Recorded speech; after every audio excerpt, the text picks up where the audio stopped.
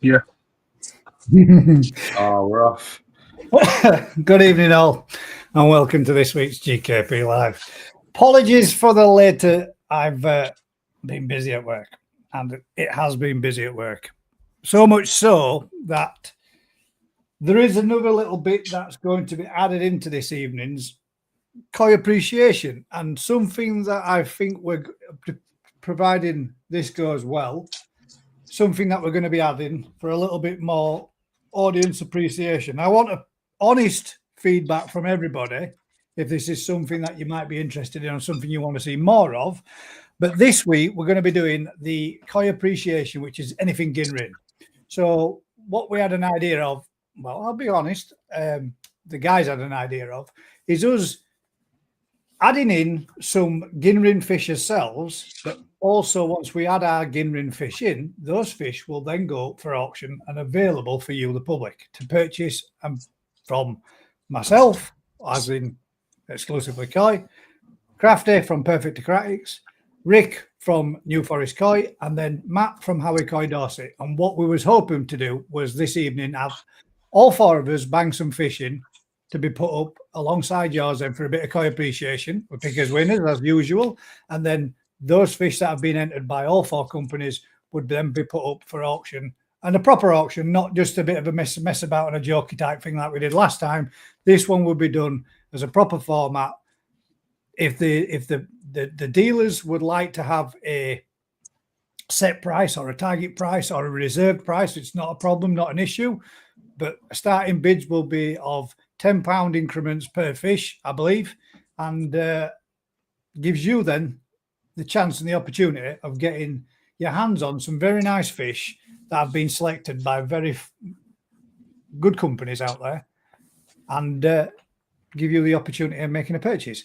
It's not something that anybody has to do, but if you are interested and you want to, and you enjoy that little bit of it, or you just want to just see and appreciate the fish that we put out there every week, but feedback would be appreciated.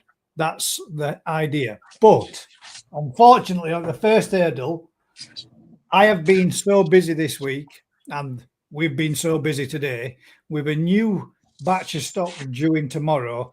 We've had all hands on deck. We've all worked over. We've all stopped back late trying to get these ponds ready and for stock to be moved out for new fish to be coming in. So it's been a little bit too much of a short notice, as in with the element of work that we've had to do for us to be able to get any through this evening. But Crafty has sent some in, and Rick has sent some lovely fish in. So you do have the option. And unfortunately, I don't know if I'm allowed to say, but Matt won't be with us this evening. He has Let's wish him a speedy recovery. a speedy recovery. Yeah, I don't want to say, but he's, you know, it's not my place. So, but he won't be with us this evening. Bone inserted. Yeah, like surgically put in place. Yeah, he's got to have a certain thing removed from a certain area it shouldn't have been. That's all I'm saying. What's that? His wallet? It was left there. It was left there at the last toy show he attended. But yeah, but Matt would have been putting some in as well. So if this is something that you guys would like to see, it gives us the opportunity of showcasing what all of us have, and it's all of your favorite companies and favorite people that you enjoy coming to see and watch week in, week out. And there'll be koi of all varieties and all types and all price ranges to suit and cover everybody's needs, which is, I think, is a bloody good idea because there's something there for everybody. So yeah, it's for get involvement with everyone as well, isn't it? Exactly, yeah, just a little bit more of an involvement for everybody else being, and and genuinely, guys, it isn't for as we've not put anything in this night. It isn't to fleece you, the viewers, because we've been so busy. We aren't putting any in this evening because we just haven't had the time to be able to do that, and do shows that it's not just about making some money for the companies. It's to put good fish in people's ponds, and so you can make a purchase from us if you want to. Generate interest, mate. I thought at the end of the day, if we're looking at Gimmerins, we might as well. Yeah, exactly. You might as well put a bagger in there and make the fish available. Why not? Why not? So are we going to go straight in with the BKKS latest announcement? Might as well. Go on then. Fire away. So yeah, that's obviously, for those that don't know, whatever, they're struggling to get people to work on the committee, and it's not that surprising, is it? Sometimes with the amount of stick they seem to get, obviously it's non-profit, it's a lot of work. Yeah, and I don't know. I think this happens nearly every year, though, doesn't it? Where they struggle to get people. I think it gets Is worse. it the committee side of things, or is it the work party side of things? It's the committee side of things. Oh, sorry. I'm going to say, because the work party side of things, I would have said it's normally a lot of the similar volunteers that do it year in, year out. So maybe that side might have been a bit more of a struggle for them to get people there as much as what they need. But so it's the committee side of things. Now, is that because? Well, why is that because? Anybody know? Anybody got any inside goss? Yeah, so I'm not, right, first and foremost, I'm not a speech person for the BKKS before people start going on one. Basically, the BKKS is run by the people for the club, all right? So the people within the committee, there's only a few seats available in the committee. They oversee everything to do with the running of the BKKS, and also keep up to date with everything that's happening across the pond over in Japan and in Europe, and they work together with other koi clubs, and they're basically the parent company or parent club of all the smaller sections across the UK. So when you've got things like Great British Koi Show, North East Koi Show, Crouch Valley Koi Show, they're all sections that are part of the BKKS, and the way that the shows are run by them sections and the way that the clubs are run is all governed by the bigger picture of the BKKS. But the committee is people think that it has to be someone special to be somebody in that position to overlook the running of the club. It's not the case. But the guys that are in there at the moment have been doing it for the last 4 years. And to be quite honest, that, you know, hobby-wise, that's a lot of time to put in.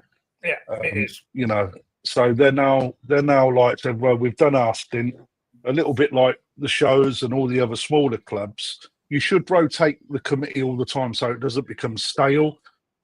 So new blood can come in and then keep evolving and moving the club about. So Rob, the guy that runs it, has done an absolutely fantastic job at what he's doing, and his time, like 4 years worth of it, is like, you know, I need to take a step back and let somebody else in. However, it's at a point, a lot of commitment, isn't it? It's a huge amount. Well, it's, you know, you only get out what you put in, don't you, with something like that. It's a club and it's a hobby club, right? But people pay to become part of it. So if he's taken a step back and no one fulfills the chairman's position, then it puts the BKKS into a bit of a predicament where it will have to fold. So this is not unusual for people not to step up immediately. So before everyone's saying, oh, it's all doomed and it's all negative, it's not. It's not. We just need some, like the BKKS needs somebody to step in that position. And generally, they do. Yeah. So, you know, but people need to know that it's out there. So when the next general meeting comes along, you know, people can put their name forward. You know, I can't, you can't, you can't. You know, if you're associated to any sort of dealership or anything koi, you can't be a chairperson because of the conflict of interest with the fact that you're a business and you can't run the club because you can overrule other businesses and all that sort of malarkey. So it's kind of got worse. Anyone that's really passionate about koi quite often ends up somewhere to do with the trade or ends up on YouTube doing something, and that just rules everyone out from being in that position, doesn't it? So, yeah, I understand completely why you can't have someone that's involved in the trade do it, but there's it's one of those hobbies that a lot of people get into it and become associated in the trade somehow because that's what you love to do, isn't it? You just how it is. Can I just read the statement that Rob Whitehall put out? Yeah, 100%. Is, you know, I've just pulled it up online, and if you're part of the BKKS as a member, you should be part of the British Koi Keeper Society members discussion on Facebook, because that's where you see everything. So it basically says, as I mentioned in a post a few weeks ago, myself and the chair and Rodney as the treasurer have now moved into caretaking positions. Over the coming weeks, we'll be providing further clarification on the next steps to members and sections via email. However, there remains no interest, if there remains no interest for anyone of our open committee positions, which leaves us little choice but to move ahead with an emergency general meeting later in the year. We also agreed that we will take place immediately by closing society membership to anyone new given their current committee situation. Please note this does not affect any existing members and renewals at this stage. We now move into a consultation stage ahead of the emergency general meeting later within the year, and it's really up to us all where we go from here. We've had some good discussions today. That was back on the last general meeting, and these comments will go forward into our soon-to-be created consultation pack, which will, of course, be shared in due course. Over the coming weeks, we really do need to hear from you. If you want to do that in this group or via email directly to Rob, it's entirely up to you. I do want to make it clear, though, this shouldn't be about what I or even committees think. We need a consensus of opinion ultimately. However, if that is lacking or non-existent, we have a little choice but to present you with what we feel is practical and manageable to move forward. I've also made it clear in the afternoon's meeting, and speaking purely personally, that he has worked hard over the last 3 to 4 years and not want to just walk away, and has committed to do what he can this year to facilitate a sensible outcome, as have both Rodney and Alan. Once again, it really is up to you where we go from here. Giving us your thoughts in a quick email or a message literally takes minutes. I hope this makes the path a little clearer. Once again, you know how to find Rob Whitehall, their caretaker chair, if you've got any questions or concerns. So, it's been nothing clearer. He has put something out, but like always, not everyone gets to see it. So it's good. It's good that you brought it up, actually, Rick, mate, just to get it out there and get people talking about it. Yeah, 100%, mate. Hopefully, you never know. Somebody might put themselves forward to fill one of those spaces or one of those places, however many they may be. There's a lot of people out there that are good for the hobby. There's a lot of people out there with opinions that where they think the hobby should be. There's a lot of people out there that have got the skills and the ability. And there's a lot of people out there that have got the time to turn to it. So, on top of that, though, Crafter, we've also got to thank those that have been doing it for X amount of years as well, for the time and the efforts that they have put in, because it is a lot. It is a lot of work. It's a lot of involvement, and there's a lot behind the scenes that we don't see year in, year out that these guys do, and they do it for nothing, for free. They do it for the hobby. Right, they're not in it to make a quick buck. They're in it because they enjoy it. Like so many of us out there that, me, Rick, you, right, we're in the trade. Rick, we do it because we really enjoy it and we're passionate. We're not there to make a quick buck or buck a trend or anything. We do it because we enjoy it. Exactly. It's you don't just decide one day you want to work with fish if you don't enjoy fish, do you? Let's face it. But there's so many people out there that can have a little bit more of a say and a drive and actually see, because it's not just about the BKKS as a whole. There's a lot of sections out there that belong to the BKKS that legally is part of the BKKS as a group, but managed in smaller clubs. Well, if the BKKS as a whole folds, then that opens the door. What happens to the sections, and then what happens to those section shows as well as the national? So there's and not only that, but the JSC, the Joint Standards Commission, commission, that them guys that do all the judging, they're also affiliated to the BKKS. So there's got to be another bit of work done on that. So the easiest solution is someone please come forward, right, and then start working it. So none of that shit has to happen. Yeah, fingers crossed. I'm sure they will. I'm sure they will, but it'd be wrong to put my. I really hope they do. Let's put it that way, because I certainly don't want to see those kind of things come to an end, and I'm sure it will all work out for the best, as it always seems to do. But it's got to be respected for what they've already done and what those that have all been involved in the past have done for us in the first place.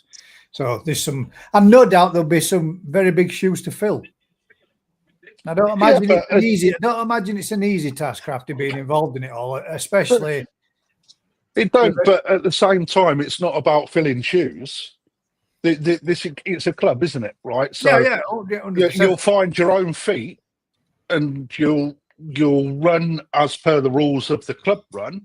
Your job really is to uphold the rules of the club and ensure that things are visited and changed properly for the better of the koi keeping side. There's a huge amount in the background that goes on at the BKKS that people don't see, like you said, guys, such as attending meetings with DEFRA and CFAS and animal welfare, and all. That's just a few little bits that I know go on that no one else does. And then it's about working with the JSC and ensuring that the standards of the JSC are being passed back to them, and from the BKS back to the JSC, and there's a huge amount to do. Yeah. But ultimately, if say for instance you went in there, Gaz, you'd have to learn the ropes, and then you make it your baby, don't you? Like for the club. Coy Bob's put in there, if it comes to the EGM, then maybe they should consider a rule change to allow dealers, people in the trade, like you say, the niche nature of the hobby, most end up in the trade better than folding. That just opens up a can of worms of there's all the other crap that will come with it of that's biased because of this, that, and the other. It's a shame to see it the way when you go over there and you go to Japan and you see it the way it is. It's a shame we can't see it the same here. I know that's different because we haven't got as many as breeders over here as what we have in Japan. But if they could incorporate breeders with dealers and breeders and dealers together to fill that gap void, then you could see it being so much more than what it is. That's the only. I'm not saying they should. I don't think it'd even be better than it is it? It's just. I don't know. I'm not saying it'd be better than it is, but it would give them a bigger. What's the word? A bigger pool to take the resources from, wouldn't it? Yeah. A bigger that. But that's the discussion, isn't it? Is it not something that? Yeah. Obviously, there could be more dealer involvement, but obviously, the check that those people in the club that are running the club and ultimately making decisions have to have no affiliation to anyone. Otherwise, everyone's going to money making. Yeah, it can't. It's just, you know what people are like. The moment it's just, it's happened before and it didn't go well. So, I bet there's a statement there from Colin. Most on here aren't even members in the BKKS Subscription Society. Old hat, I'm afraid. I reckon if we were to do a poll on this right now, there'd be more that were members than that they aren't members, especially in the last 2 years. There's been a lot more people join up in 2023, 2024 than there was record amounts join the BKKS last year. That's something that's obviously a good thing, because the more people that join, the more money they got, the more power they got, the more they can put on the shows and do whatever. That's got to be a bonus, isn't it? I would agree with that one, though, Colin. People don't realise the shows are even put on by these people. I would believe that the majority of the members have got no idea who those people are that do all what they do. A lot. I would agree with that one. But yes, I'd agree with this too. 2025 is all about social media now, I'm afraid. That's one thing I would say.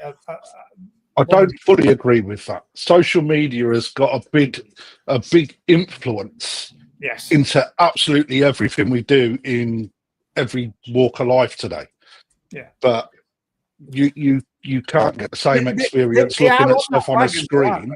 They are on it. Yeah, well, massively. Yeah, you've got to be, haven't you? But you know, it's like things like broadcasting live gads like we have in the past on our YouTube channels, right? Yeah. Which we will be helping with one particular but show. It doesn't. It's like anything. If you watch a live concert on TV, right, you think, oh yeah, this person can sing live. But if you actually go, you get all of the atmosphere. You meet new people. Right, you get talking. It's a bigger package, isn't it? So you've still got to attend, right? But marketing on social media doesn't take away from what the VKKS is. No, I think they should not only go hand in hand; they should make it better, shouldn't they? That's the whole point. As long as you go with it and use it, and that's. But yeah, at the end of the day, anyone that wants to be the chairman, put your vote in. Put your name in the hat.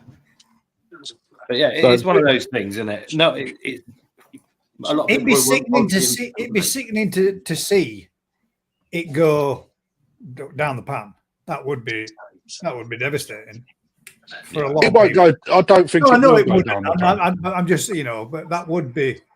Let's see if we can do a quick poll. I mean, Bill said that it works in Japan for all the breeders and whatnot coming together. But again, there's a lot more politics in Japan that people don't get to hear about.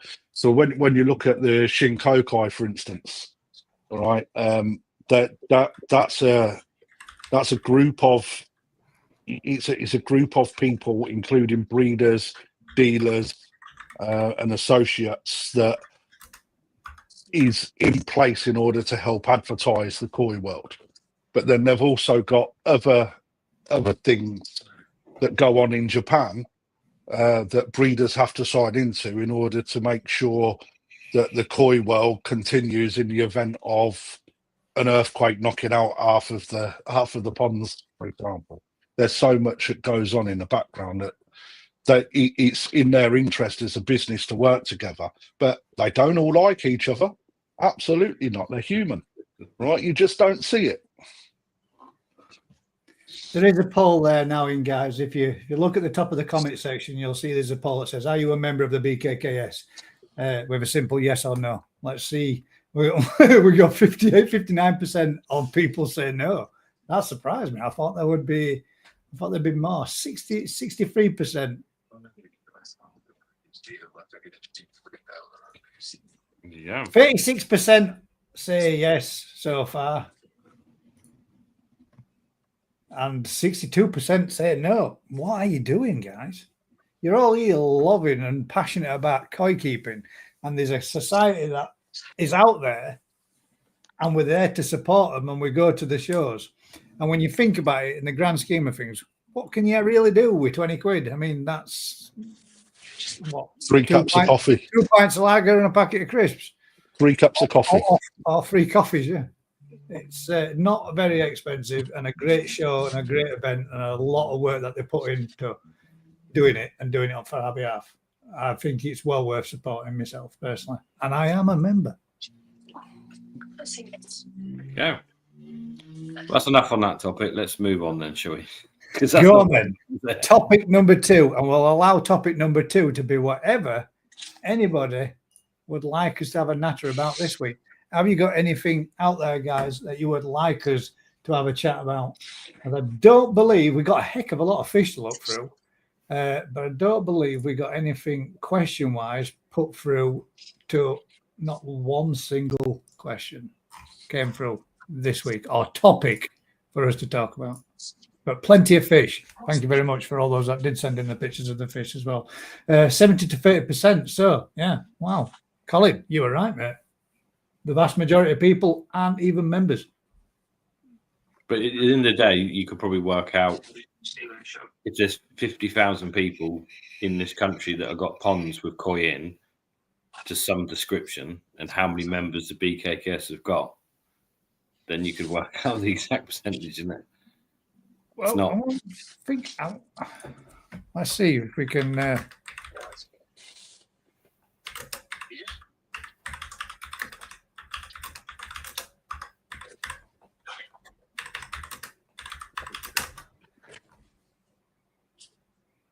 I like his tapping. Intended. It's all AI. You can talk.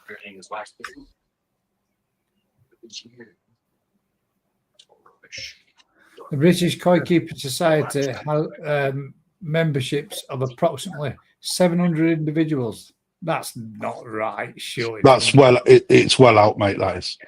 I'm going to say that's no way that's right. It's not as many as you'd expect, actually, mate. It's under 2,000. I thought it'd be more than that, to be fair, mate. It's under 2,000, I think. I'll see if I can get it clarified. I might be talking out my arse thinking of another figure, but I'm sure it's under 2,000. Okay. I'm sure the answers are out there somewhere. Mr. Tate, thank you for joining. Good evening, Ellen. Get him on. Let's see what he's got to say about it. Alan, here's a question. You may know. I mean, you don't have to say it unless you need to get authorization. But have you got an idea of how many actual members of the BKKS there are, paid subscribers? Mine got my wallet on me because I'm sure mine's like 2,600 and odd number. Something daft like. Yeah, but you don't mean to. Yeah, but that could be, it doesn't mean anything, does it? They might. Well, I would have thought it'd have been numerical. My membership number is 8641. Oh. So that could be how many members they've ever had over all the time, couldn't it? Mine is in my wallet upstairs. Well, we've got to prove our ID now. Colin says, I have noticed in the last 6 months the YouTube activity about Koi has declined massively.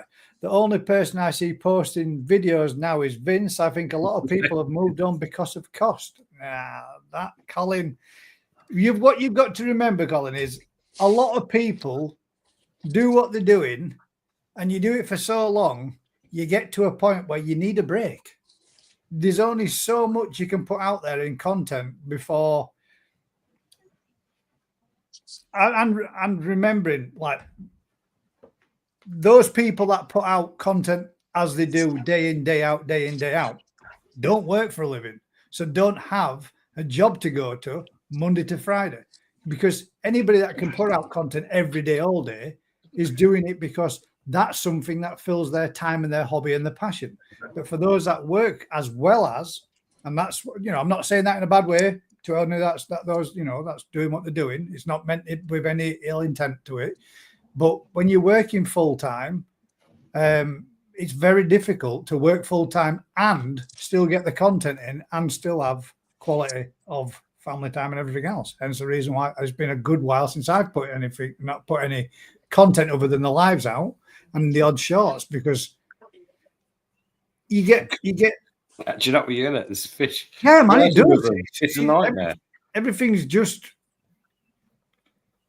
all there. Sometimes you just need a little bit of a break. Lots of people, if you've watched YouTube or you've been into YouTube and you've studied through YouTube and seen how it works, you will see that lots of channels, never mind the Koi community, all go away, take breaks and come back. And they do it every so often because you just burn out. And if you don't, there's only so many times you can do the same thing again and again and again and again and again. And eventually people stop watching because they think this is repetitive, it's boring, and move on. And that's the nature of YouTube. It's how it is. Yeah. Hang about. There was a quick question there. There were a couple, actually. Question from George. First one was for Crafty. How did you enjoy it at New Forest Koi? What koi stood out to you? It was average, and there weren't many fish that really took my fancy, to be perfectly honest. However, if you come to Perfect Aquatics, we've got loads of fish. No, in honesty, it's always a pleasure going down Rick's place, mate. I was speaking to my mate this morning on the way into work, and he seen Vince's video, and he said it was nice that Rick and I he could see just Rick and I talking and discussing stuff. And one thing that I took away from yesterday is just the amount of work, because you don't see it, and even on Vince's videos you don't see it, but the amount of real estate, the amount of ponds, the amount of work that goes into producing fish from from egg all the way through to sellable product is just fucking insane. And the bit that I really enjoyed yesterday was being informed about all of the live food and how that actually plays such a big part, and the sort of like the struggles that Rick has with ensuring that happens. And yesterday, although it weren't in Vince's video, because you don't see a quarter of the place that Rick's got on his videos, seeing some of the stuff Oh, it's huge. I mean, it's it weren't the first time I went down there yesterday, but looking at some of the fry that have been thinned out time and time again with the food and the heat, and so some fry that are 2 inch against stuff that are still 10 mil, although they're from the same batch of egg, just because of environment. It really shows the amount of effort, understanding, and work that goes into actually creating a really good fish. But the big thing for me after that sort of information that Rick was sharing was when we went up to Operation Phoenix 2 that's on the horizon, and go back on Vince's videos to have a look at that. Is seeing some of the stock, and that there wasn't anything that stood out, because actually all of the fish that I seen that was in the warm ponds ready to go call for sale, they were banging, and for the price that Rick puts on them, I think that he always undervalues it. And I know that his business model is different, but I've actually said to people that for the koi that we can get C grade in Japan, that I see go out for sale for money that they take, you could buy 10 times better from Rick's place for less than half of that price. And I'm when I say C grade, it's the stuff that that gets boxed up and sent to you at a price. But again, my hat goes off to Rick, because the amount of staff that's there and the real estate and everything, I really don't. I still don't understand how he does it. For me, with a manager's head on, I'm like, up at Operation Phoenix 2. I said to you yesterday, Rick, didn't I? It's like this area needs one person on its own. How the fuck do you do so many tunnels We've only stock rotation and keeping the land cut back and digging the ponds out empty, like the ponds? I'm not on about the stuff in the greenhouses. I'm on about the actual mud ponds, and doing what you do. Oh, fuck knows how you do it, mate, to be perfectly honest. It's a massive. Even I thought this craft, even just the gardening side of things. If you thought about just the footpaths that you've got to walk around, the areas that you've got to get so that you can gain access to them ponds, just to maintain them on that massive land is a mammoth task in itself. Just that. That's what don't get done sometimes, isn't it? Well, yeah, but you've also got a shop. You've got a shop to manage as well. Yeah. I just, and one thing that I hate at Rick's place is the shop's water. It's fucking horrible. It's the worst water I've ever seen in any shop. It is so crystal clear. It really fucks me off, man. It's like in it, spotless. It's the best. It's the best water I've seen in any establishment. Homemade filtration, mate. Yeah, mate. Yeah, that's off, mate. It's like, considering you're indoors and whatnot, mate. The gin clarity of that water is just fucking insanely good.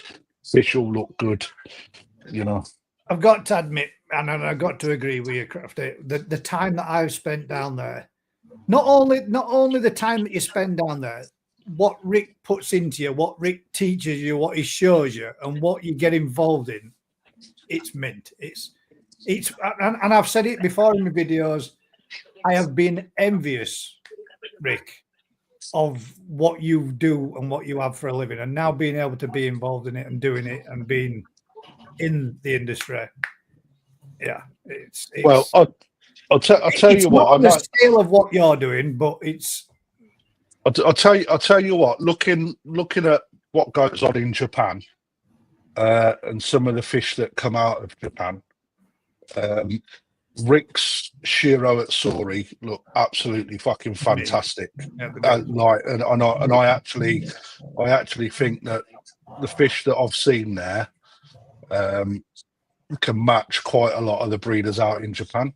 Well, I would say, and second, the Asagi. Some of the Asagi I seen yesterday were probably the standout pieces for me. I'm not going to say where I see them, but fuck me, man. Some of them are special good. That's the kind of thing I'm meaning about the information. I knew when we went over to Japan and we were, I won't say again the same, I won't say where we were, but I knew what Ryan were going to pick purely because of what Rick had taught me what to look for. And I knew, and we walked into this environment and there was other people there, and those people said, "Oh, those are all his best ones." I said, "No, they're not." So they're all his turnouts. No, are they all? They're the best ones. I said, "Mate, they're his turnouts." So I asked him, and he went, "No, those are." And I was like, "You did," but I wouldn't have known that if he hadn't put the time into teaching us, showing us. But it's remembering, mate. It's you know, I mate, your head must be fucking expanding like fuck, mate. Sat there dead quiet. I just soaking up and have a beer. And... I was actually I was speaking to my boy yesterday because my boy come down with me yesterday, and on the way home I said to my boy, because he likes his fish and all, but you know he's a boy, isn't he? You know, it's just that's pretty. But like, Rick's ability to pick a fish is fucking excellent. It's as good as any judge, you know. The ability to see the structure, what it's going to do, where it's going to go, what the colour's going to do, how good the skin is, what the development is, where the fish actually comes from when you look at the parent sets, etc., etc. All them little things just so naturally. I know you've been doing it a while, Rick, but a lot of people don't do 50% of just some of the stuff I said there, you know. And to be able to put it all into one package and recognise it, you know, you people that if they don't shop at you, mate, they should look at shopping with you. That's what I say. They should, mate. And I've probably got me P45 in the post to me right now, because fuck me, I should work there. Right. Well, I think, Rick, seeing as you've had a chance to be quiet there for quite a good while, Alan Tate's question. Rick, what ginrin is the hardest to produce of the 4 types? Well, pearl, because we don't do it. It's just getting the brood. A lot for my job, it's getting the brood stock. So, yeah, pearl ginrins, just not many people do it. They don't tend to grow very well, and that just leads us down a path of we won't go down there. So, from my point of view, that's that. I've never done it. Might be easy enough to produce, but I can't get decent. But a lot of stuff, like I say, it's the parents. We haven't got an unlimited fund. Is that because by the time the parent sets get big enough, they've not got the quality of pearl ginrin as they once had? Or you're restricted to only a couple of farms doing certain ginrin, so you're limiting your base or whatever. We don't get enough demand for it, and it's just for us. It's all about easy sales, isn't it? Easy sort of sales. So really bold, like Hiroshima Gin it just stands out, and it's something you can get from a lot of farms. And it's that's for us. You can put the fish in the tanks, and is it Ginrin or not? It's just that's going to sell. So a lot of what we do on the farm isn't my passion. It is my passion, but it's not. I have to do what's going to sell in the shop. And unfortunately, it's not unfortunately. That's just certain varieties we do that sell better than others. Some stuff I'd like to do.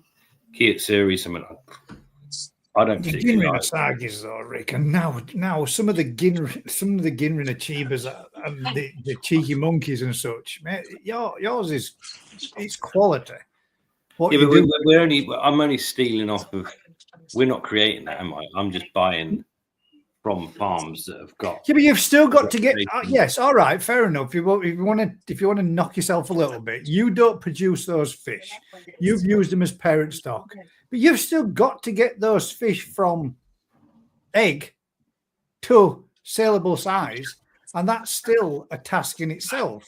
And still got to grade through those fish to pick the right ones to get through to that sale, to be worthy of displaying themselves as they should. That's still it's not It's not something Joe Bloggs could just come up and say, all right, there's 60,000 fry.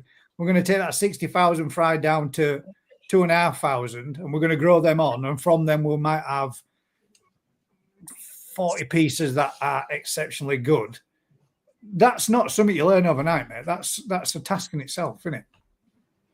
I think my harder task is not the good ones. It's picking the other 200 or whatever that are going to be good sellable fish. Yeah. Because the real good stuff does just tend to sort itself out, and everyone can sort of see it. It's the next best ones, or the ones that are going to develop well. That's much harder to see, because from a business point of view, if we just had the best 20, we don't get the money from. So I've got to make 200 good ones as opposed to 20 excellent ones. Is much more. Yeah, because. Yeah, I get you, mate. I get where you're coming from. You don't get like the opportunity of putting those 20 bangers out there into a mud pond to bring them on to Yonsai and then make that mega sale from them, do you? You've got to make them all affordable prices, but quality looking fish that you can sell from the 12-inch to our markets. 24-inch kind of size. Probably smaller, probably 6 to 14 inches are. That is your main market. Size. That is just. That's your bread and butter. In the shop, but realistic types of Ginrin and whatever. We don't go down. We haven't got enough variation of broodstock to start with to be choosing different types of Ginrin. We've just got to go quite often. I'll pick if I can. If I've got a Ginrin show, if you put two Ginrins together, you tend to end up with quite a weak, poor quality offspring. So you tend to have to cross Ginrin with non-Ginrin, and you end up with a lot less Ginrin, but they tend to be much better quality, a lot more robust. And from our point of view, quite often I have to mix a Deutsch fish across a Ginrin fish, whatever. So I can get Deutsch examples, Aragoti examples, Ginrin, the whole shebang from a couple of parents. From a purist point of view, that's not probably what you'd want to do. But from our point of view, if I can do one shower spawning and have good fish of all those different variations, it's got to be better, isn't it? Yeah. But Pearl Ginrin is something different. Rick is amazing. Other people spend a fortune on drum filters, etc., and Rick uses a settlement chamber full of box bandings and wheelie bins. Truly inspiring. It's something he's always said, mate, isn't it? It's something you've always said, keep it simple. And you'd be surprised that a lot of companies out there don't really use the big, fancy, all singing and dancing drum filters and such. I know we certainly don't. No, they've all got their place, haven't they? But, if you're trying to run 120 drums, well, that in itself is a matter of 2 drums a day you've got faults with that you've got to deal with. It's just a nightmare. I mean, look at Matt quite regularly comes on here, doesn't he? And says he's had problems with drums and pumps. Don't you say that. Those drums are perfect. Don't even go down there. He's not here to defend himself. Let's get around that. Fair. Hopefully, fingers crossed, he's watching and have a giggle at that one. 2 Ricks, that keep it simple. Speaks volumes if you're listening. It certainly does. I think that's the best way to keep going myself, keeping it simple. I mean, if you've got a simple system is relatively easy to rectify when something goes wrong. You've got to okay. Let me throw something in the mix then. Go on. Define simple system. Simple system, I would say, would be sponge filtration for removing heavy solids, a simple moving bed system, but ideally from a bottom drain with a skimmer. Keeps your surface clean. It's not quite so simple anymore. But it is, isn't it? It's not that complicated. Not what some ponds are. Jesus Christ! I mean, some ponds it's fully automated and everything does everything for you, and you literally just go out and go, check out my fish in my pond. I only come out here once a fortnight just to top the feeder up. Yeah, for me, when You you know, get it right, the water doesn't matter if it's for us. Clear water don't generally make a difference, but you'll hit a point with a system where it just kind of sings. The fish are happier. The feed you have no health problems. The fish will climb out of the water for food. You just hit this sort of magic balance where for maybe 6 weeks it will just absolutely fly. You're all right, isn't it? Before you go further on with that one, one bit I want to touch on. You know, when you say fish will just climb out of the water for food,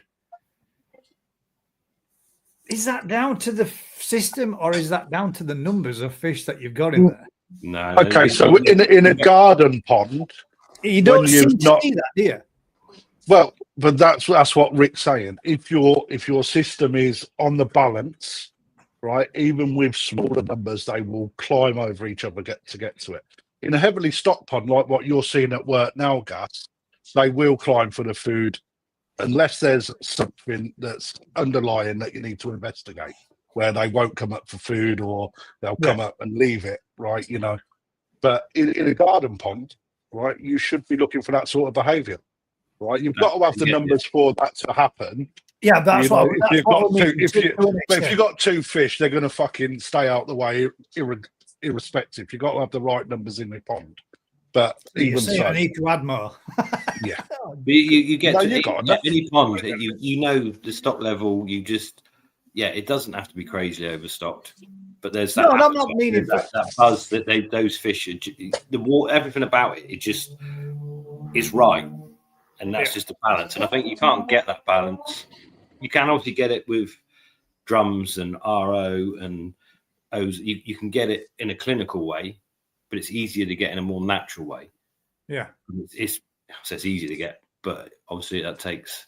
That's one thing that's really blown my mind. That when you see fish when they first come in, you think, oh, they're a bit standoffish, and within a matter of days they settle in, and the second that you walk past them, whoosh.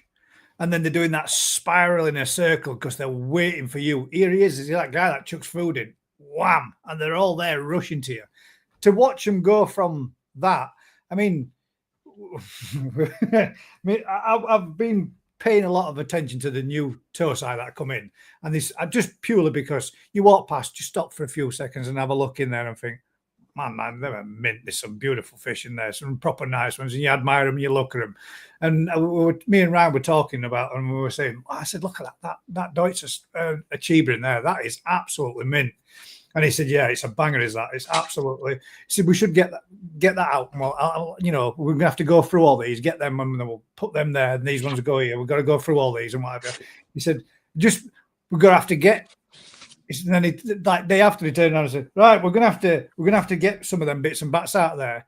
He said, and that one that we were on about yesterday, we're gonna have to get that one for sure. And I just put my hand in pond. I just put my hand right underneath it, just picked it up and took it out. Because I'd been going up to pond so much, they literally all just come to me. I could just put my hand underneath it, took it out, and said, what, you mean that one? He went, what is the chances of you being able to do that? But they do really respond to you, don't they? The more that you're obviously there, I'm there every day, but that's blown my mind just how much Tosai get switched on to the person coming around and feeders, man. When a feeder's there, they a couple of minutes beforehand, the whole group's moving down to the feeder area and they're doing a spiral circle and swimming around and around. They do. Yeah.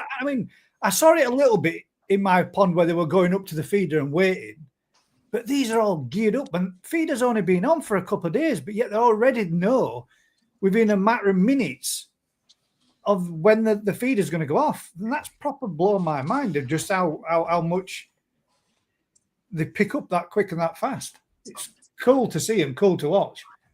So that's the difference in a competition thing, isn't it? If you took 10% of those fish out and put them in a pond and started pushing them with food, suddenly that starts to switch off and they're full, so they suddenly shy away and they suddenly the reactions totally change.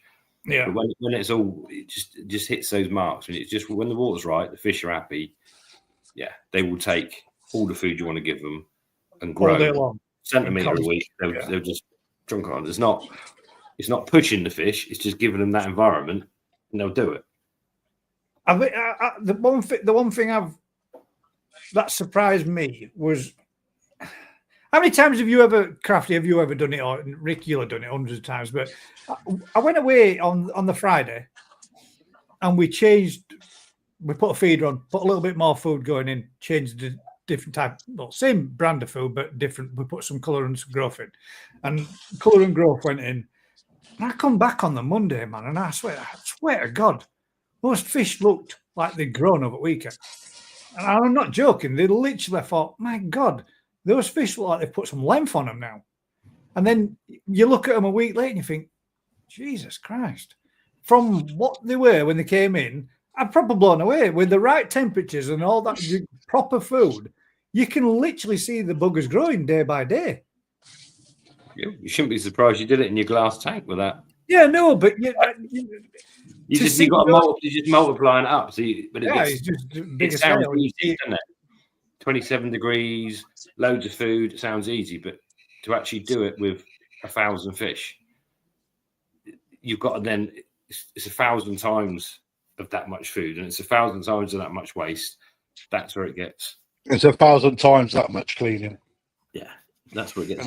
Then you got to separate them. Then you got to do the good from the bad. Then it's a lot of work, isn't it?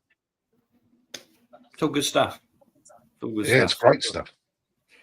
David Thompson sent me a picture, in guys, and he posted this in the group this week, asking people what they think this might be on his fish. And I've never seen not like it before. And I think there's another one there. Another question that might have come in there, but I'll just bring this up and then show you guys. I was thinking anchorworm, but then again, it doesn't look. When I looked up anchorworm, it didn't look anything like this. Any ideas what this might be? On his asagi. Not that it makes a difference what type of fish it is. But any idea what that is? It's hard to see from that. It does look like anchorworm, doesn't it? That's what I thought. But when I looked at anchorworm, they're a little bit darker than that. But that looked more of a. Well, it is anchorworm, isn't it? Do you reckon it is? If that's attached, it's hard to see from that. But if that's attached and sort of hanging off. Hanging, yeah. Did he remove it? I don't know. Did you remove it, mate, or have you still? Is it still on the said fish? I did put in a better picture would be a little bit easier. I mean, that's obviously a photo of the fish when it's in the water, rather than putting the fish in a bowl, sedating it, turning it over, and then getting a clear picture of it. But my first thoughts was anchorworm. Yeah, it does look like it, but from that, it looks like, when you edit a picture and you just sort of get on your phone and you draw a line on it. So. Yeah, it does, doesn't it? Just kind of a bit. I think if that were more in focus and a bit of a more clearer picture, I reckon that might look more like an anchorworm myself. I haven't seen it. Something it used to be quite common, but especially from the Jap stuff. But I've not seen it for years. What do you recommend for fish flashing? Susie Bear says. Right. We think that one might be anchorworm, mate, which is what I thought, but I didn't want to put it in and be wrong and think, right, that's just giving a guess. Without seeing it for definite, mate, and a bit of a clearer picture, but I would be looking down the lines of anchorworm. What do you recommend for fish flashing, for fish that are flashing? You can't really recommend anything unless you know what they're flashing for, because they could be flashing for a number of reasons. They don't just flash because of parasites. They can also flash because of issues with water quality. So it could be because they've just eaten something and they're wanting to clear it out of the gill because it's kind of trapped there. Sometimes they just have a little bit of a flick and a flash if they've eaten something and it's stuck in the gills. So there's more to it than that. Their flash is just irritation, isn't it? We had a pond of Yamabukis and they got sunburnt. and they were all flashing a few days after. It's like, bollocks. It's something you don't think about, but yeah, go into a clear pond and suddenly they all sit in the sun and get themselves cooked, don't they?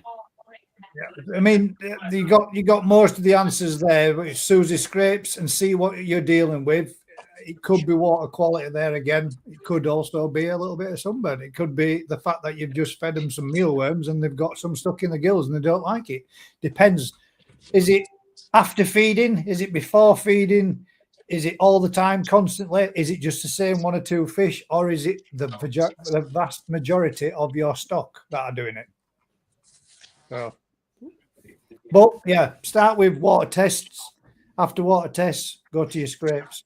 If you draw a blank and your water quality is good, then you want to be doing a bit of an investigation and seeing if you've got a reason as to why the fish are actually flashing in first place by doing some scrapes. A mucus sample. Even just doing basic water tests and scrapes doesn't give you the full answer, does it? Because no pollutants in the water that you can't test for will make them do it. Bacterial and viral problems will make them do anything that can irritate them, and it's how often they're doing it. So, yeah. Even a pH swing can make it happen. Yeah, it can. Yeah. Dave just sent me another one there. This was head end under a scope. All right, hang about. This is the head end of it under a scope. I reckon it's anchorworm. Can I make that bigger? No. I can. That's as big as I can get it. It's like an alien, doesn't it? It does, yeah. If that's head end under a scope, he's obviously pulled it off. Yeah, there's a message in the chat says that he removed them all, which would indicate that it. Which would indicate anchorworm, wouldn't it? Yeah, there you go. That's it's mad, isn't it? Yeah, you still need to treat your water though. Yeah, you do. What is the best treatment for anchorworm? PP or smash it. There you go. Well, what's up in it? Can we get Dimmerlin? Can we get Dimmerlin in the UK? Dimmerlin won't touch it because it's worm based. Dimmerlin only. Yeah, but it'll hit it at larval stage, won't it? No, because Dimmerlin works by taking that stops things being able to create new shells. So that's why it only affects anything crustacean wise as creating a shell. So any worm wise, it won't touch. Okay.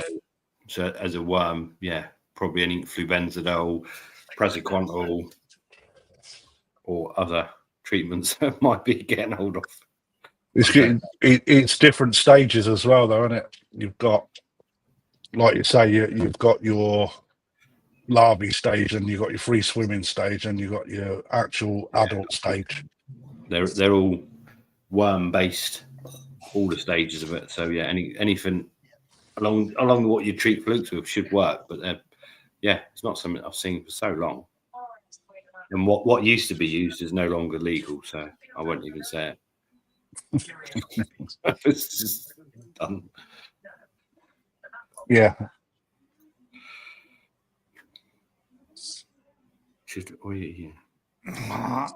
What temp should the heat be to start the fry off next week? Well. What temperature should I be at to start the fry off next week? Yeah, that's what I think it is. Anywhere 23 to 25, just warm. I think at the minute the fry in the polytunnel was probably 27, 28 degrees. I can't cool them down. Never known a spring like it. I was just mad, mate, isn't it?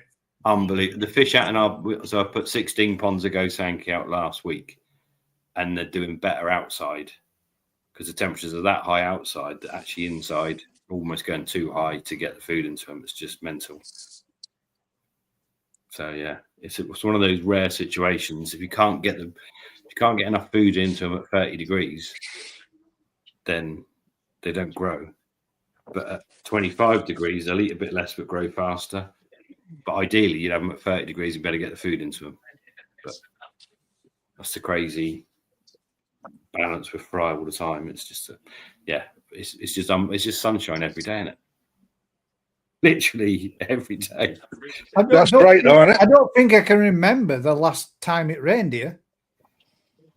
We've had one day. That's great, mate. That's great. That's like rocking horse shit in Yorkshire. Yeah, mate. let's keep it going, please. I agree, mate. That's totally. I mean, it's still dropping cold on the night, though. We're still getting like 8 and 7 degrees. And getting up in the morning to go to work, it's like 6 and 7 degrees in the morning. But nothing worse for your koi pond, mate, is it? No, mate. It's up and down. Bad, proper bad. Mine are out and cruising around lunchtime when it's getting up to about 17, 18 degrees, and then they're hunkered down, packed up, like winter's night again. First thing in the morning when I go out, it's not good at all. But you have to. The trouble with the polytunnels is you get that when it's like it is now, you get all that mega heat through the day. But even today, we had a really cold wind today, so it's really bright sunshine. But actually, outside was quite cool. Yeah, polytunnels are still absolutely. It's even worse. You walk in, and they're 50-degree air temperature, and you walk out, and it's only 15. It's like Jesus Christ. It was great yesterday, mate. I could live in a polytunnel. I could. Colin's put in there, does pH drop with incoming water supply?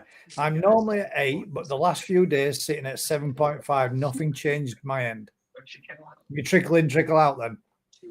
Yeah, Colin does, yeah. Yeah. Yeah, it depends where your water source is coming from. 0.5 is neither enough to really be fussed and bothered about either, is it? I don't think your fishers are going to know 0.5 of a difference. But you might also find that depending that when you're looking, like we're talking about the weather now, you may see a big fluctuation in your pH now. So it depends time of day that you're looking, because your pH could be a difference of 1 or 2, depending on what time of the day. If you look at 3 different times, you'll get to see what your swings are. So in a clear koi pond, it shouldn't be too bad. But yeah, you might find if it's starting to drop that you're feeding more because it's warm, and the carbonic acid and whatever in your filters is building up a bit more because you're feeding more. So you're actually pH will start sliding away. To be watched. Oh, right, we have another one there. Hang about. There was another one there. Scotty P's put. Anyone else had a flashing pure pond detox? Anyone else had flashing when using pure pond detox? I'm going to guess, Scotty, you mean there? I haven't with pure pond detox, but I have when I've added clay. I have had my fish flash around like crazy when I put in a different brand of clay. You're changing whatever you put in clay. The water parameter. Yeah, you're changing math. So some ponds might not change a lot because the ponds might be pretty stable. But if your ponds become pretty acidic and you dump that in, then suddenly you might find that you're changing the pH massively and changing the water chemistry massively, and they will start having a bit of a head fit. But yeah, if Colin's feeding really heavy, you might just be feeding to the point where he's producing more acid than normal because he's feeding heavier and he's actually seeing a slight drop in his pH. And he's changed food, so that's another thing to think about, Col. Yeah. Claude put in there, hosepipe ban incoming in Huddersfield. Well, mate, let's educate you there. As pond keepers, don't matter. As pond keepers, it don't matter if they bring in a ban. We are still allowed to use a pond and a hosepipe to maintain and service and water change in our ponds. Just not wash the car. Just not wash the car with it. And obviously, I'm not. You could always dip your car in the pond. Yeah. I'll be good now with me. I'm sure I saw another one.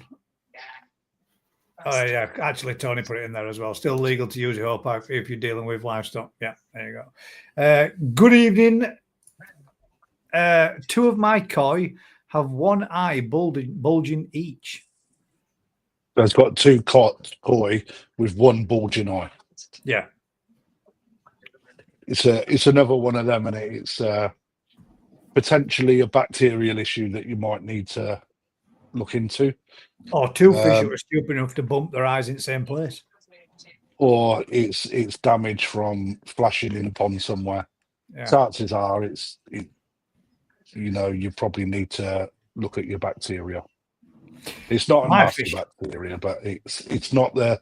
Before, let's just make it clear: the bacteria that eats your koi to pieces. There's so many different types of bacteria. It could be that. Have you changed anything in your pond recently that has caused an imbalance? What's weird is there only one eye bulging on each one. That's a bit odd. Normally, if you've got a problem, normally it'd be both eyes. It'd be both, yeah. Which would be more an indication that they'll literally have. Where'd you buy them from? They could be brothers from the same spawn and that have just got one. Twins separated at birth. Couldn't laugh, but that's cool. Yeah, that does seem a bit odd. Angus has put in there, what are your thoughts on pond plants' effect on water quality and health of your koi? That's for you, Rick, that one, mate. When we run the intensive systems and I get a good crop of watercress, chili, tomato, you hit that point that the water's better, the fish are happier, everything is better. You can feed more. In fact, you almost can't feed what they want because in your heart of hearts that you're just going to kill them all at some point because it's going mental. But yeah, when the plants, even in the Mungerton, I mean, it's 30 degrees and there's no UV running whatsoever. And when the plants are running through the showers, the water's crystal clear and the fish, it just works. For rhyme or reason, it works. So yeah, plants, if you can run them properly, but it's no good having a bog. So many people go and have a little bog part of their pond where it's just detritus and crap builds up and it turns into an acidic swamp. That doesn't work. You need something where you're putting water through the plant roots that you can harvest the plants and they will just pull out the nitrates, phosphates. Aquaponics. Bacteria live on them. Literally, they're part of your biofilter, but you can keep harvesting them and that way you get the best. Basically, it isn't it? How they do it? You run yours like an aquaponic system, don't you? Your fish produce it, gets to the end of the cycle. Your plants absorb it, they produce a fruit. You keep harvesting it, they keep growing, they keep taking it out, and it keeps the cycle going, and it works well. People saw on those systems the amount of water changes we do. They might have one full water change in a season for 200, 300 kilos of food. It's just, but when you do it in a carbon pond with a handful of fish, it's just different world. But when you do it the other way, where it's a section of plants, a huge amount of food source to your plants, yeah. But yeah, trapping all that detritus in there with plants in a bog filter system that harbours more bad yeah. I don't think it can lead to more problems. It creates a crappy environment, doesn't it? Because if you've got a bog, bad bacteria with a few irises, and those irises grow, die, and the whole lot just becomes a rotten mass. So even when they grow, they're taking out nutrients, but they're left there to then die and rot back into the. Yeah, you're not going anywhere, are you? It needs to be a product where you can. Yeah, if you could take your water out and put it through a tomato farm and bring it back, you'd have the best water imaginable. So yeah, I do think it's better than pretty much anything out there. But it's difficult to do in the right way. Yeah, well, you've nailed it. I'm still way off. It works, but yeah, not. You can make it work a lot better. I know trout farms do it better with watercress, but. So if I want to grow chilies, plant a strip. If I want to grow a chili plant, I strip the compost and just place the roots inside the shower. Yeah, through some fine media. In my showers, I'll put watercress seeds in early season, so the watercress will just grow. There's no compost, no nothing. It's just through the showers, and it just grows like mad. And you just rip it out repeatedly. Keep ripping it out. Obviously, dock leaves and grass are also growing abundantly. But yeah, chilies. You've got to start chilies in a normal compost, some tiny little pots, whatever to get the seedlings going, because they don't want to be too wet. But once they're going, you can just literally put the plant with the roots straight into the showers, and off they go. The leaves don't want to be wet, but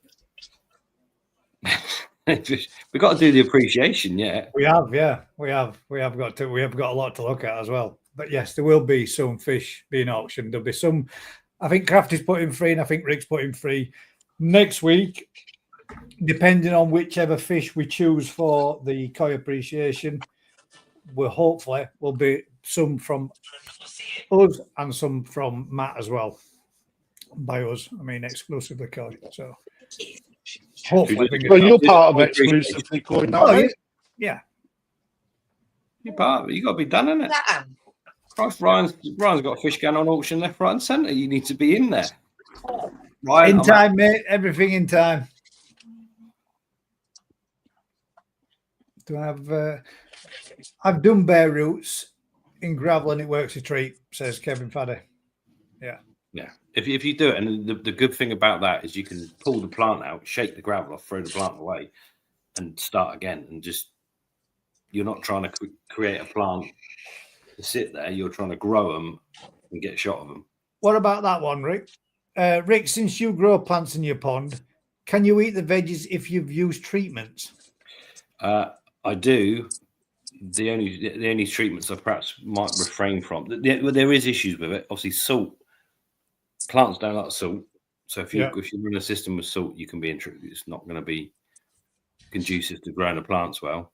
And some of the flute treatments, more of the old style ones, I wouldn't eat the stuff that was growing in there. But what we use now, to be fair, when they're running right, we don't use treatments. I think it will blow people's mind that the amount of people that have got a pond with 20 fish in that treat their pond 6 times in a season for different things, and yet we're running ponds with hundreds of fish. That Mungatonics never seen a treatment.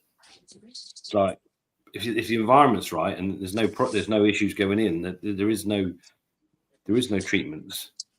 Yeah. But I think it would have to come down to if you were growing plants in a pond and you had to use malachite repeatedly, then I wouldn't eat those plants.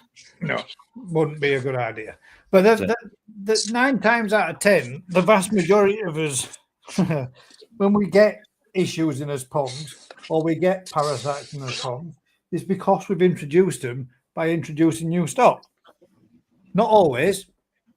Sometimes you've never got rid of them and they just flare back up again.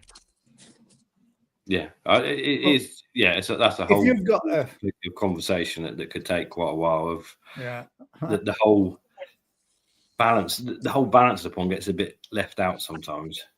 And when it's right, isn't it? And you don't have problems. But when it's not right, is when you have problems. And again, temperature is a massive water parameter that isn't classed as a water parameter, but it's probably the biggest influential water parameter there is. And if you're like where you are with Ryan and they're all at 24 degrees, then you have very little issues with that temperature side of it, because those fish are absolutely loving life, aren't they? Oh, yeah. And the rest, the temperatures have been going up through the roof, mate, with the temperatures that we've been getting in. That oil heating system that they've got fitted down there, we only saw it come on the other day when it dropped off and cooled down a little bit, and it came on for about 5-6 minutes and went off. And we're like, I hadn't noticed it even being on. I hadn't even had boiler firing up for weeks and weeks. It's been cracking flags down there. When I've got a rake tan. And it's I think a lot of people, so the Jap stuff were brought back. When I kept them hot, were fine. Every time I dropped the temperature, messed about, they didn't like it.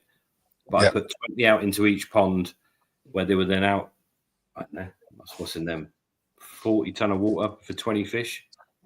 And the temperatures were much lower generally, but much more fluctuating. and they've been so much more unhappy. Because then they've got all that perfect water. They've not been mixed with any other fish. They've only got what they had. The difference is mind blowing. They will. That can be miserable fuckers, can't they, mate? They like warm water that's consistently warm. You can't get away from that, but we can't give them that without costing a bomb. Generally, polytunnels, and so we have to live with what we can do. Certainly do. Dave says there, can anyone tell me where anchorworm come from? As I've not added any koi since September.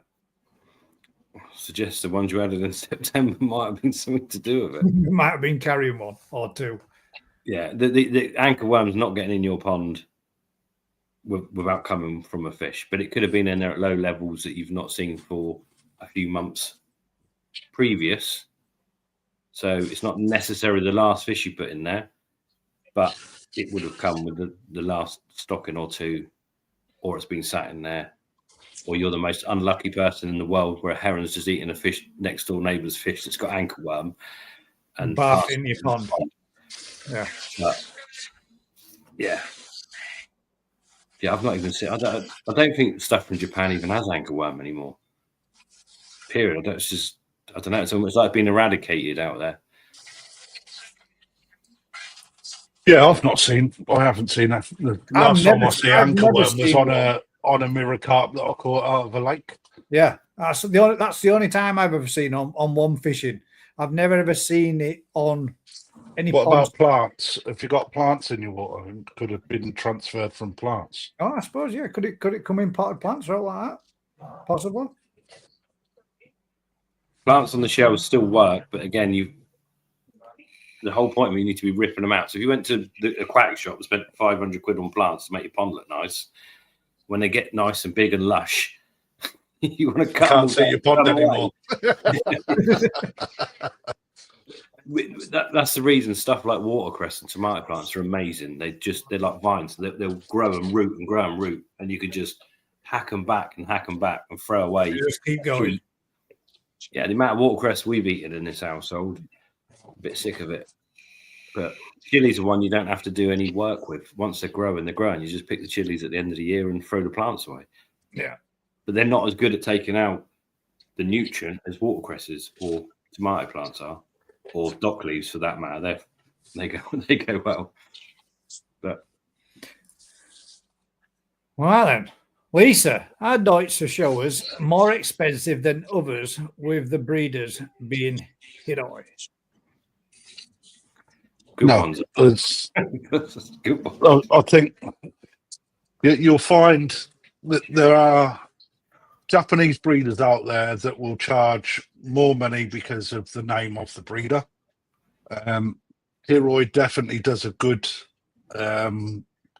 Deutsch fish.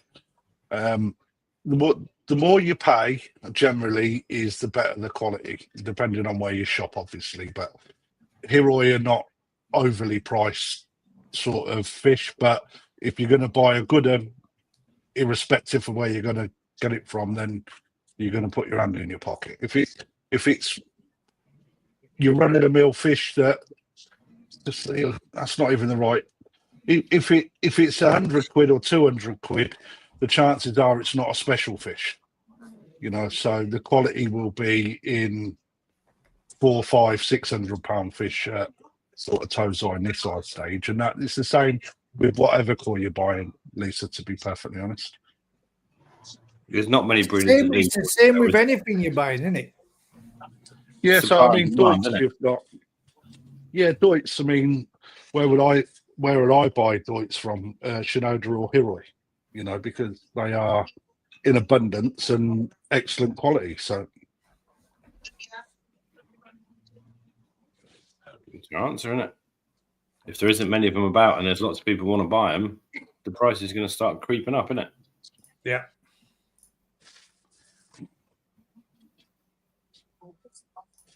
Right, come on, we've got to do some koi appreciation. There's a lot of fish to look at. There is a lot of fish to look at. We'll go with this first one. which was sent in but posted in the wrong place, but it'll be forgiven. I don't know 100% if this is one that was entered in for it. It's bound to win it then, isn't it? But what we'll do is Paul Cunningham, we shall let this one go in as the first one we're going to have a look at. So this was going to be fish number 1 for the evening.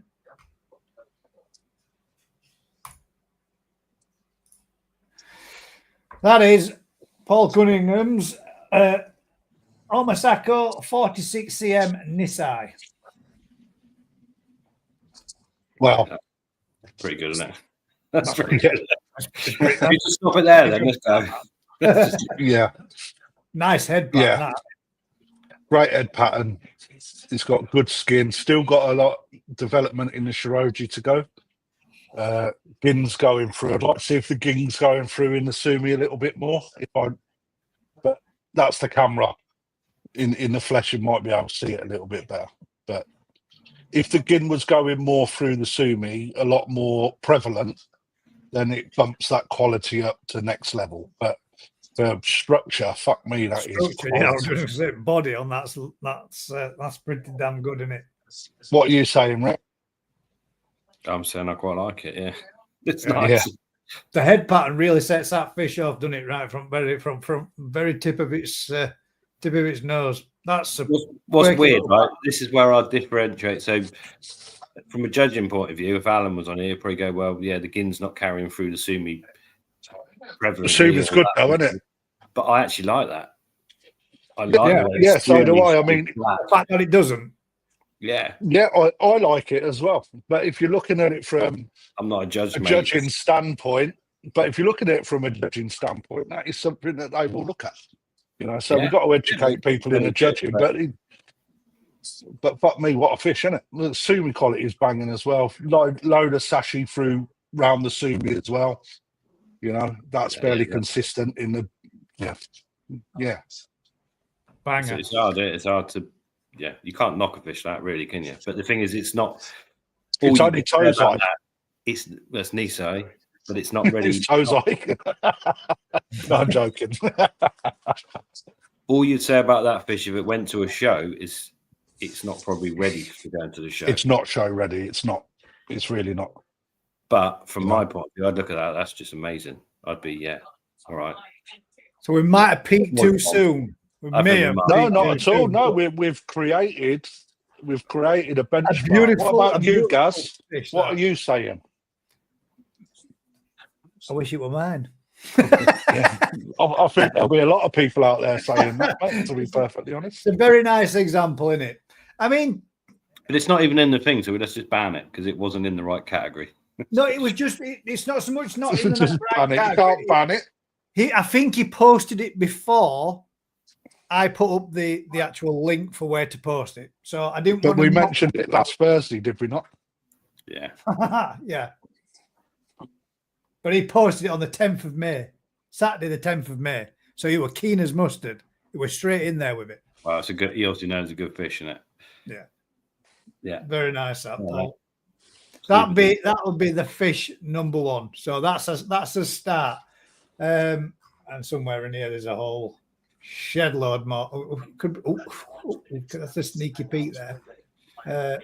Somewhere there's a whole load more. They are, do you? You know something? I don't even look at the fish on here. I always wait until the Thursday night to have a look at them.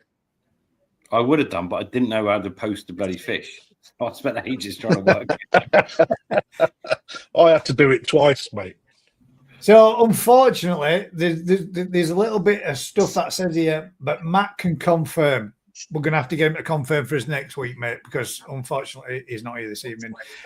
Susan, before I go any further, if you want to send in a picture of your fish, you can always, and I'm going to show you exactly where it is so you can see firsthand. You can always go to my channel, and then you can go to this bit here on my main page, click on the bit where it says more, and you will find that there's my email address there, gazerskoypond@proton.me, and you can forward it through to there now. Proton.me. Proton is the number. It's just the same as at virginmedia.me. Don't lie, mate. It's kinky. No, it's just a free fucking email address. Oh, it's kinky, mate. It is proton.me. But you can always forward them into there if you ever want to do so with them. So you can send it me via email instead. So back to wrong one. Back to that one. This is the next one, which is Karen Stevens, Ginrin Benigoy. I got with Mr. Howie Coy. Still with Howie Coy, due to land shortly, but I think it's 35 cm, but Matt can confirm. This is technically disqualified because you don't own it yet. It's not in your pond. But this is your Ginrin Benigoy. Off you go then, Gas. Well, for me, mate, I'm going to be honest with that one. It's a little bit thin towards the back end of the peduncle, but it is a young fish. But it does look a little bit on the slender side, doesn't it? A bit pointy in the nose, but a little under. Okay, so it is one for everyone, and I know people always moan at me, right? But if when you do your pictures, try and get. Oh, it's always better to see the koi from head to tail rather than tail to head. That you've seen it there. Yeah, right? You know, and then get to see it in its full body rather than traveling down the body, so we can see it in full. I think, to be fair to him, though, I do believe that this is a video of a video, hence the reason why the quality doesn't look perfectly good. So you're looking at that. You've got, well, there's no shimmies that you can be seen, which is the first thing I'd be looking for. It looks a little bit short in the tail tube, but very clean head. It's got a big, tall backbone. It's probably got a good amount of height to that fish. And like Gaz says, it pinches in a bit. But on a young fish, if you're getting a good flow rate in your pond, right, you've got a good chance of bringing that out, because it just needs that little bit of extra flow to bring the muscle back. So, I think it'll look a better fish once it's got to him and it's been fed up a little bit and it's got a bit of body to it, and then that will look a little banger. Still a nice fish. Yeah, good gin. Yeah, good colour. Do we not think the gin's not as tidy as it? Well, it's not a tidy gin, is it? But it's not a very uniform gin, is it? It seems a bit sporadic all over the place. But isn't there a type that's supposed to be like that? Hope so, because I've got some. Well, there you go. That's our second one of the evening. But I'm sorry, mate. E&T had to be able to Chris Brand. Now, look, this is the reason why I was saying it looks a bit more pointed towards the nose. When you see a fish like this one, the very next one, you'll see why we're saying what we're saying. As that particular fish has a more broader, wider nose to it than the original one. He's got 4 types of gin, though. 4 types of gin. We've done one, which is pearl, earlier. Caddo gin. Caddo gin. Yeah, what's caddo gin? That's the one around the outer of the scale. So the edge of the scale. Yeah. 2 more. Hiroshi. Hiroshima Nichiki. Is that right? Hiroshi something or other. Hiroshima. One you see. And then there's a third one, a fourth one, I don't know. Beta or beta? Beta gin. Beta gin. So is the Hiroshi again the one that looks like lines running down through the scale? Hiroshima is like shattered glass. That's the way to look at it. All right, so that one would be the one that plays out down. Yeah. There's a whole bowl in here, and this one. There. There you go. That's Hiroshima, isn't it? It's pretty much the only one you really see in it. Yeah. I know it's Sagi, but Caddo and Onasagi, yeah. But that's Hiroshima gin on that Asagi as well. I think Nisagi's got the best ginrin in that bowl. I mean, so we got. There's a lot of fish in there, and there's a lot going on in there. Yeah, the Asagi's is clean. The Asagi's got a real nice, even, tidy, good quality Now then, a question for if you wanted to show a fish in the gin ring category, how many rows of gin must a fish have to be entered into the gin ring category? For it to qualify as a gin ring. Yes, for it to qualify as more than. So you on? We got the middle finger with two. I thought it was 3, but the more the I think better. it's 4, but I might be wrong. It's 3 either side as a minimum. Oh, okay. There you go. Oh, As a right minimum. then. Come on. The Asagi in that one then. So we're going with the Asagi in there for me. I'd agree with that. Whose fish are these? I quite like the pericina, to be fair. Yeah, but the Asagi's better. That's a tiny little pericina, that. It's nice. Yeah, but the Asagi's a better fish. But it's got better gear. It's better. It's because you're just both Asagi biased because you both really like them. But No, not at all, mate. I'm going to go with the pericina for my fish in there for that one. Whose fish are these? It doesn't matter. It should be nameless. We don't need to know. The Chris Brands selection. Yeah, I know. Oh, Paul. Wow. There you go. Now there's a pericina. Or platinum ogon, whichever you prefer. Can you zoom in on it a bit more? You got a video? No, that's it. That's No enough. video on this one, but one hell of a nice picture. That's a pretty damn Yeah, good picture. my eyes are shit though in comparison to yours, probably, Rick. That's why I need to get closer or get bigger. Flukering's good. Gimrin's good. Peck shape's good. Cleanliness. What's not to love about that? Oh, that's Right. one hell of a profile. That's a nice fish. Reticulation's good as well, Yeah, it is. from what you can see, what you can compare. But yeah, that's banging and clean, isn't it? Whose fish is that? That's Paul Whitman. Paul somebody or others. Paul Whitman. Yeah, Paul Whitman. Sorry, Paul. But yeah, that's a little banger, and that never The only reason you need to see that swimming around is because the photo makes it look a little bit, the head looking a bit one way. Yeah, but that's because it's on an oblique, isn't it? Yeah, it's just the way the photo's taken, which is That's a beautiful, clean fish, man. That.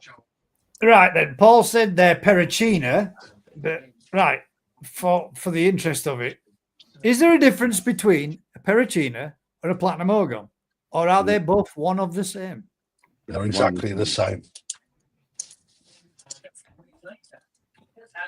But that's a good example. Which I find fucking weird. That is a very. It's like calling them the same person, Bob and Paul, isn't it? You know. Right then, so we've got a Ginrin. Stewie. Would that be classed as? We're still with Shisui in it because it's Deutsch. But Is it a Shisui? Yeah. Scalation's a little bit. Sorry, I thought it was scaled all the way down, but it's not. Alan would say that's Aragoki's scalation's a bit messy. Yeah, That's a bit different. I wonder where that comes from. Wow. We'd never know. We'll never know. Did it say? Oh, it didn't. Damn it. Excuse the other two. I know where it's come from. But here is right, Chris Brand's bobbed in another one that says, excuse the other two, but here's the Dainichi Black Zeus.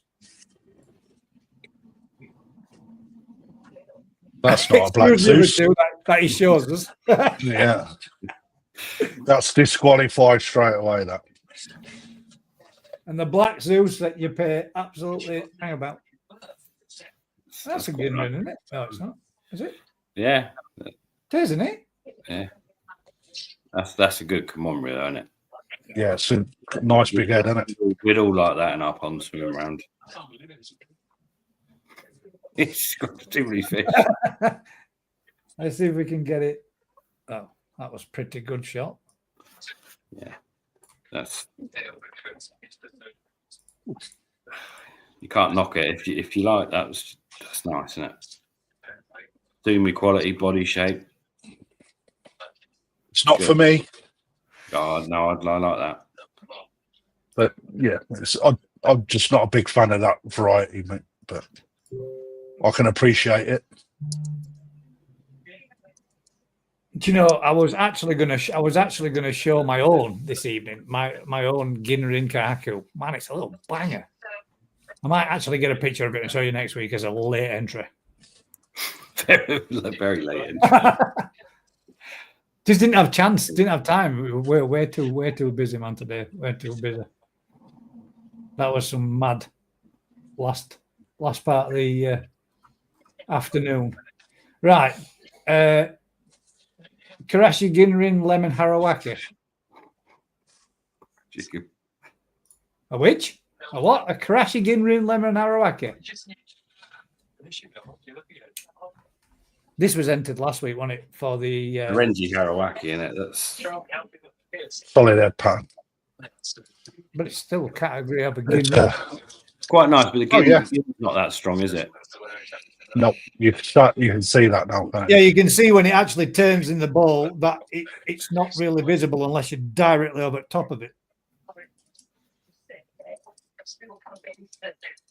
Nice fish, though. I could have put in my Ginrin Yamabuki as well, Crafty, and one from both you and from Rick. They're both looking lovely, to be fair. I know you need to start fucking, pulling your finger out a bit, guys. I'm afraid. That's what I need to do. I keep saying all these times I need to do this shit, but I'm not doing it. Right then,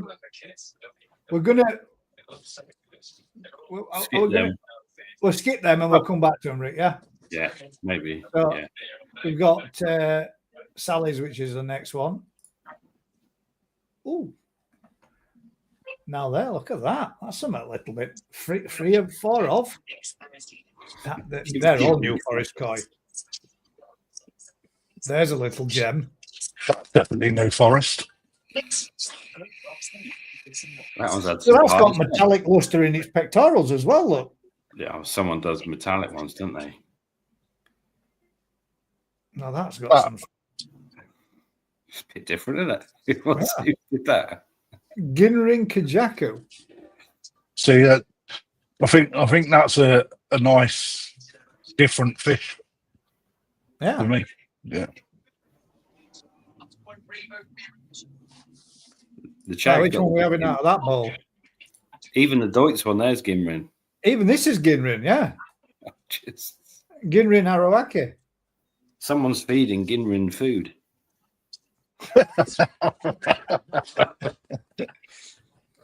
But that's a Ginrin metallic Chagoi. That's a Shishui, mate. But This one. It's metallic luster in its pecs, isn't it? it's not quite metallic enough. That's the trouble. It's skating the wrong line, isn't it?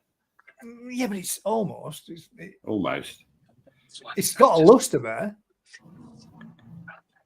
That looked quite good. This one here, whatever I created, that look good as a bigger fish, wouldn't it? That needs to get 60, 70 centimetre and that look right.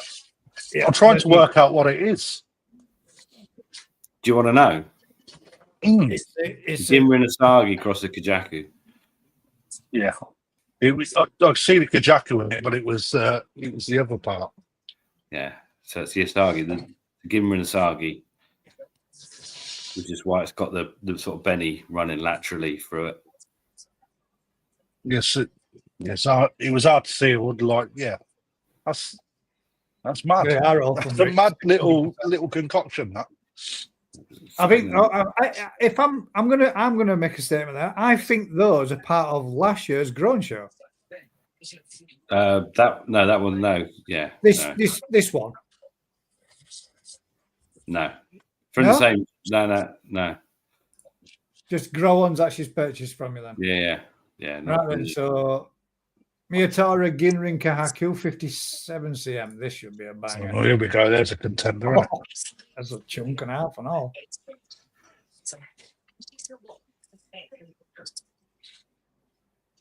Yeah, that's different level, isn't it? Yeah. My only issue with that is the front half of the koi is too big for the back half of the koi. But it is banging. Saroji on that is on point, mate, isn't it? I mean, look how bright white that is. And the Benny is consistent throughout, nice and rich. All right, it's not as red, but it's orangey red. The more of an orangey red. It don't matter. It's the same but I palette mean, all the it's way the same through, isn't it? palette all the way through, isn't it? So, but that's one hell of a head on that fish. I'd Got agree. nice Rick. keyword as well. Tight sassy. If that had a stronger back end, mate, if the baduncle was thickened up a little bit more, that'd be one hell of a bodied fish. That quality's lovely. Yeah, it is. Awesome. Head pattern's unique as well. How big did you say it was? 50 centimetre? Let's have a 57, wasn't it? 57 cm. Yeah. And that one is Michael Thompson. It could be the small bowl not doing it justice, isn't it? It's hard to see. His second is Taka. It's Takahashi Ginrin Shiro. Takahashi Ginrin. You've got the stuff. You've got Takahashi stuff at work. Gav. We have, mate. Yeah, they're just you can't say it. I can't say the words. Again, good skin. So you can see the gin through the sumi on that. Yeah.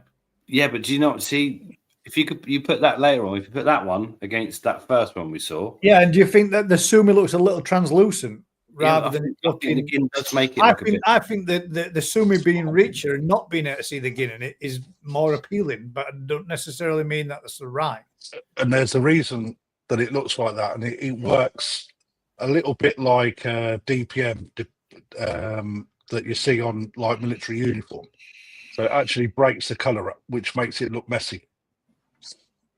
But if you're looking at From a point of view, that would beat the other one. But my personal point of view, I prefer the other one. No, it wouldn't. It wouldn't, because the body on the other fish that we've seen is by far superior to that one.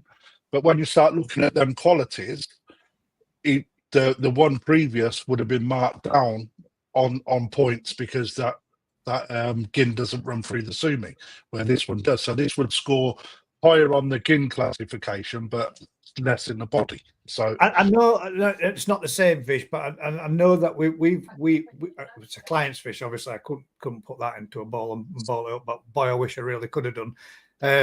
There's a gin rin shower, but I know what you're talking about, Crafty, about seeing the gin run through the sumi, and man, that thing when it does run through it, and you can see it just as vibrant in the sumi as what you can in the Beni or in the Saroja.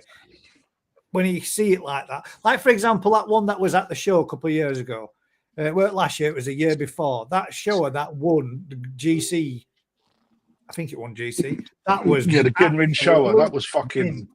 And the guy owned he owned a beautiful goshki as well, and the gin on that throughout the whole fish was absolutely class. But that fish in there is, potential's there, isn't it? That's fucking really lovely. That's fish. A very nice fish. Again, it's got my number 2.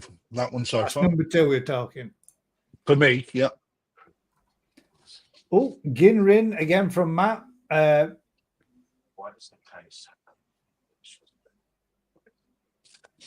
with Matt, and this was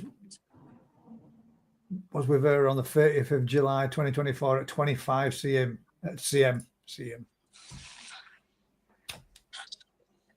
And we're looking at the Tanshaw.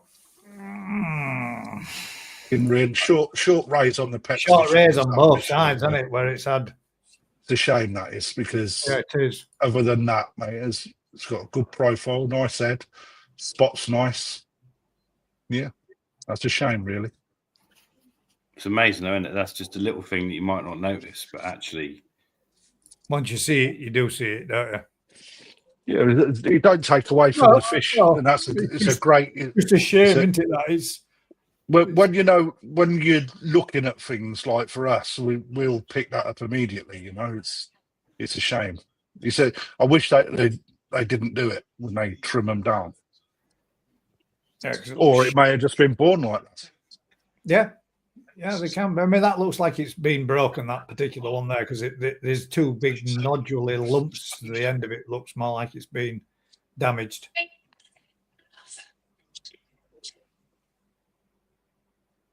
What? There's a Look shape. at dial on it though. Look at all on there. I sold a tancho today, actually, big tancho. Oh my God! Look at it now, 50 cm. Even more noticeable now. I see those lead rays. Not only have they damaged once, it's now damaged further back and further back and further back.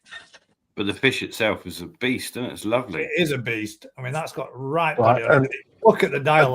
The dial has really maintained as well. when you right, so this is a great time to go back and look at what it was to where it is now, and just the difference in the body conformation. Yeah, You know, that's bulked up some. Forget about the pectorals. That has put some size on it. That bit on it. The shoulders. You can see it in the first picture.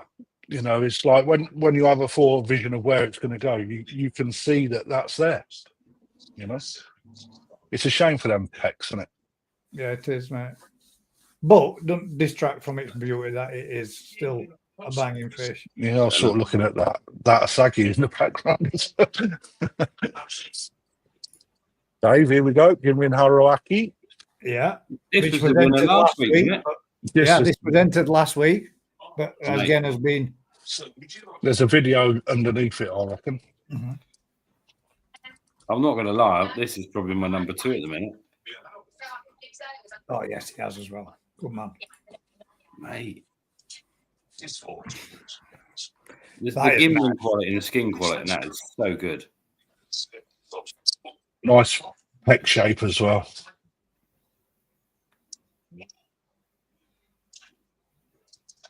I think the body's a little bit off. When we start comparing. I mean, yes. When we start comparing the fish. Yeah, when you look at it throughout from the head through to the midsection to the back end does look like it tapers rather It's quick. female, and it's where that belly starts to come under. It's fucking good quality gears. You're not going to get the power in the back end of that as you would other varieties, but the quality, the skin quality and the Ginrin on that is so good. Yeah. Yeah, it is very good. Skin is awesome, isn't it? It is. Yeah. And pecs really set it off as well. Really nice, shiny, metallic pec. Yeah, and the fact that they're clean and as clear as they are up throughout as well. Who's that, Mike? Who was that? That's David Thompson's that. David Thompson.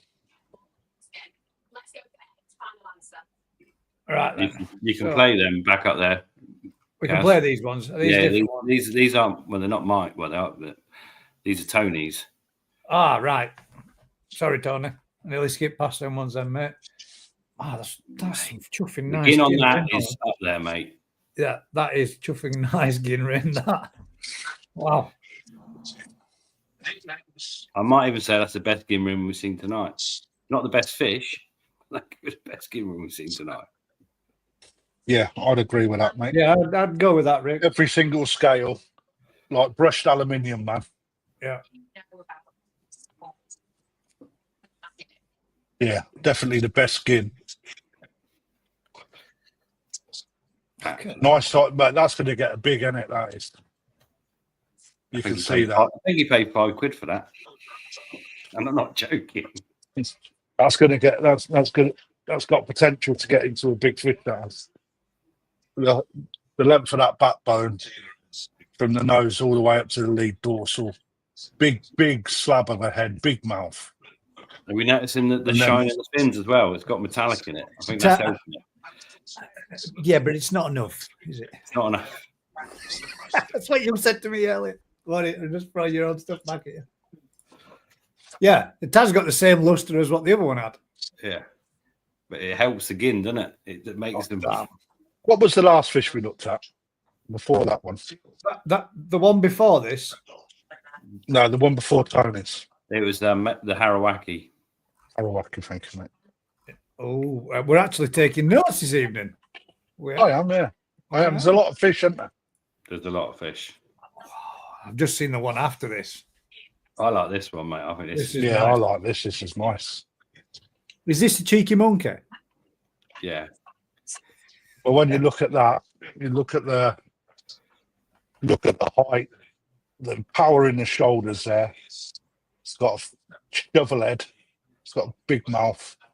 It's got the power leading all the way down into the peduncle. Gin is of a good standard as well all the way through. That's even better now it's focused. Yeah, that's got, mate. You must be happy with that, Rick. That's a fucking nice fish, mate. That is. Yeah. Now, looking at the peduncle on that, you can see that the body carries through. He's got a good profile, hasn't it? That's got a good profile, hasn't it? That.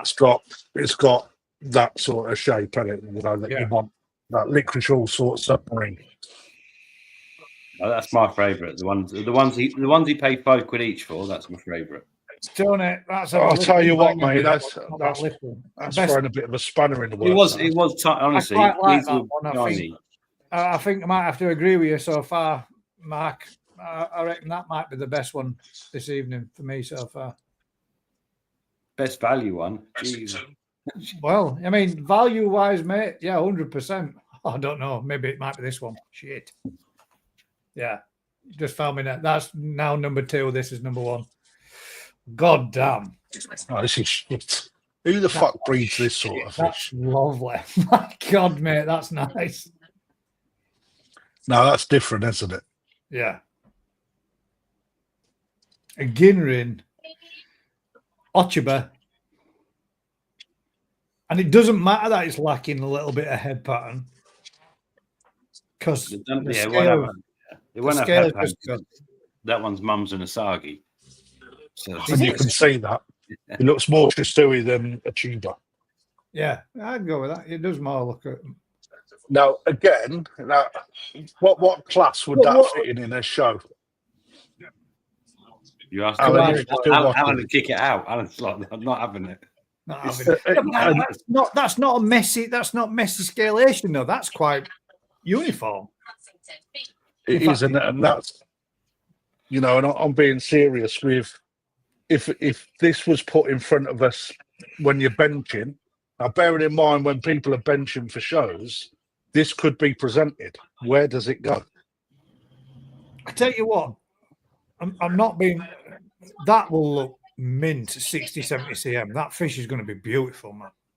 If it stays as clean as that, it's going to be amazing. When you look at the conformation of the fish in its entirety, again, big head, right, big shoulders, real powerful spine, good body line as well. Right, there you go. That's perfect. That first little bit there. Yeah, again, this has got every chance of hitting 70, 80 cm, hasn't it? In the right environment. You can just see that the way that skull is fucking massive. That is mint. It's fighting two things though, isn't it? Because the Shishui line tends not to get that big easy. But the Krashigoi line in it does. So yeah, I don't know how big they'll go. But when you look at if you was to put this sort of build onto like a Karashi, Rick, right, look at the size of the head on that into the shoulders and that spine. You know, maybe a little bit underwhelming on the spine, but I like that. You know, again, that's got a chance to get big, isn't it? I really think it has. Nice fish, that one. Might do. Well, we've seen this one already, Paul. He actually did post it again in the right place, so thank you very much. They were trying to disqualify you earlier, but you're still in I there. didn't, actually. Finally, I purchased a 28 cm last week, soon to be gracing my pond. Ooh. Right, you're disqualified because you haven't got it in your pond.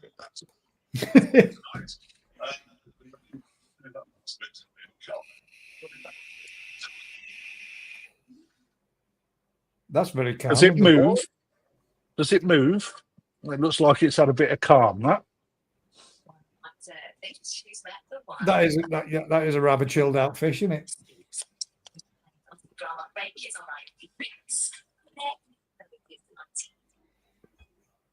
That's not pale, is it? It's not pale.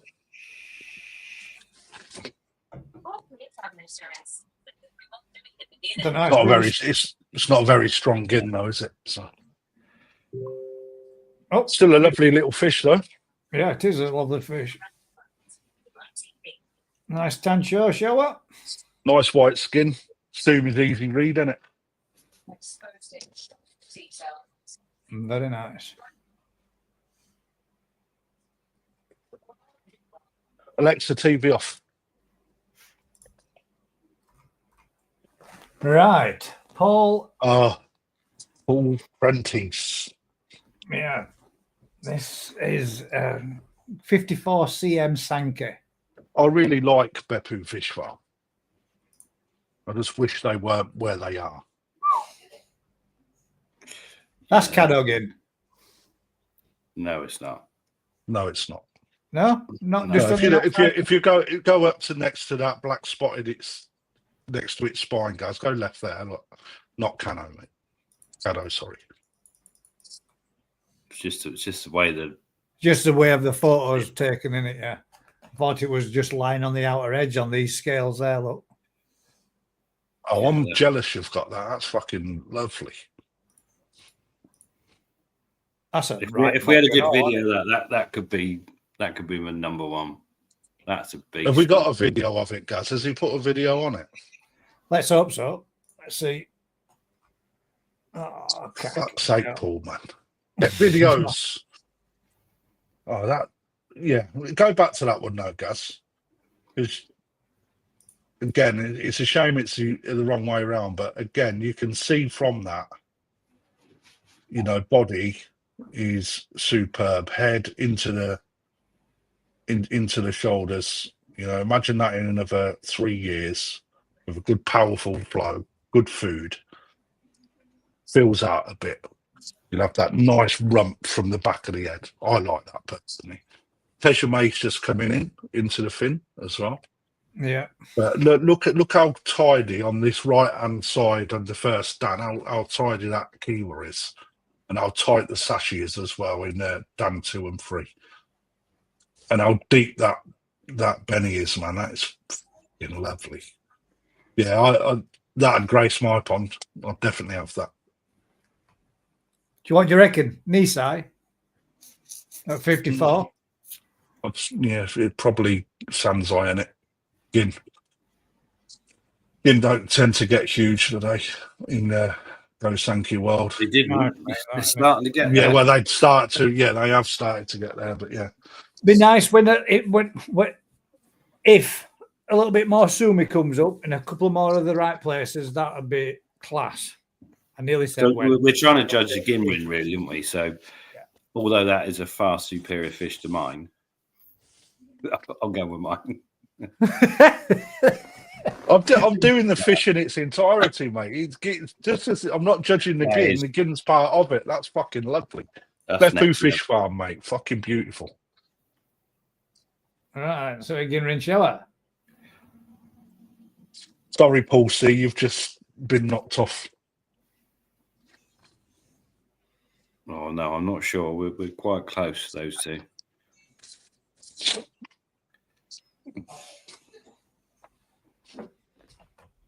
Skin's nice on that, isn't it? Cheers, Donny. Yep. I did see it come through, mate. I will bring them up. Mm-hmm. Who's this from? That one is Lee Wrights. That's his first one. Can I have a look at it again, mate? You certainly can.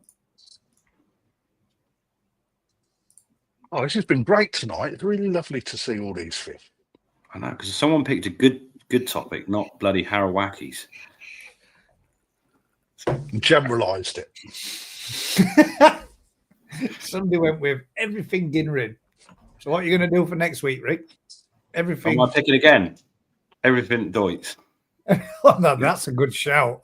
Yes, that is a good shout. All right, all right. Everything okay, Deutz. Here's one for you then, Rick. So, right, let's think of progression. If you could go about 3/4 of the way up on that video, Gaz. So I want to. There's something that's just popped out on me. Just play it from there, mate. Right there, that's perfect. Right, so you see the little sumi spot on its own just behind the left, like just behind the head on the left, down there, right? And then you come across to where the benny sort of forks up, just there, right? So you see that benny there, Rick, underneath the arrow. Come down, guys, come down. There, and up. The benny, mate, just there where you are. Can you see that faded line? There. Right.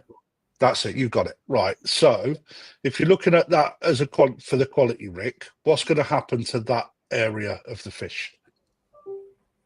For me, that's just, I think the way you got the gill in there, that should just thicken up.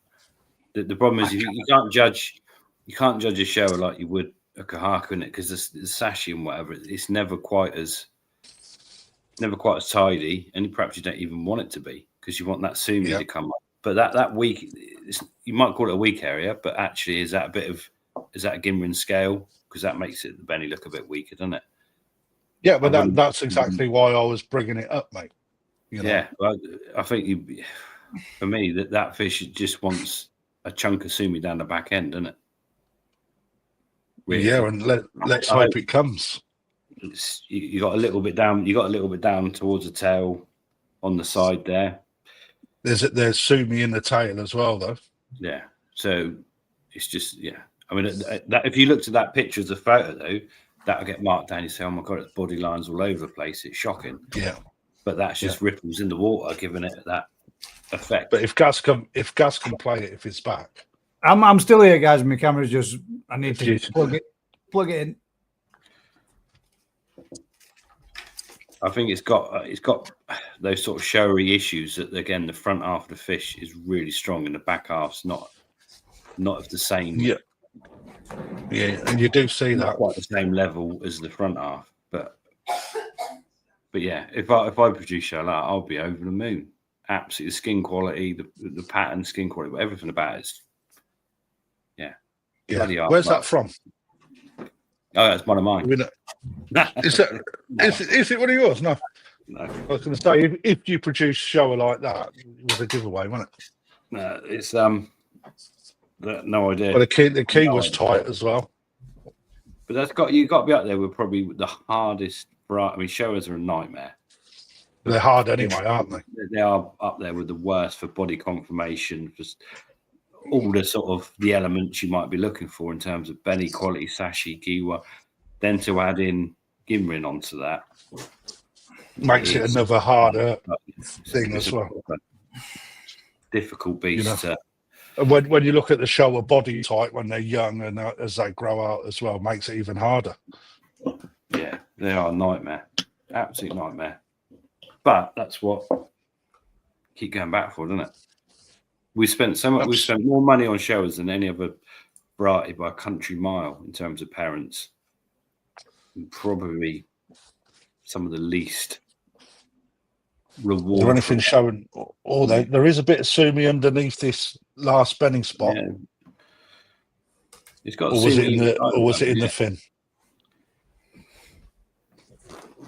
Again, what that sumi does will really tighten that fish up. You know, if that does come, because there is a little bit of sumi in that tiny little bit, that tiny red spot in the tail. You can just about see it. So, okay, that's cool. Nice one, Lee. Good fish, mate. Gaz is like interfering. 1 second. Gaz has got naked, hasn't he? He's going to put. Oh, he's not. There we go. Change cameras. My camera battery was going, so I've just had to plug it in.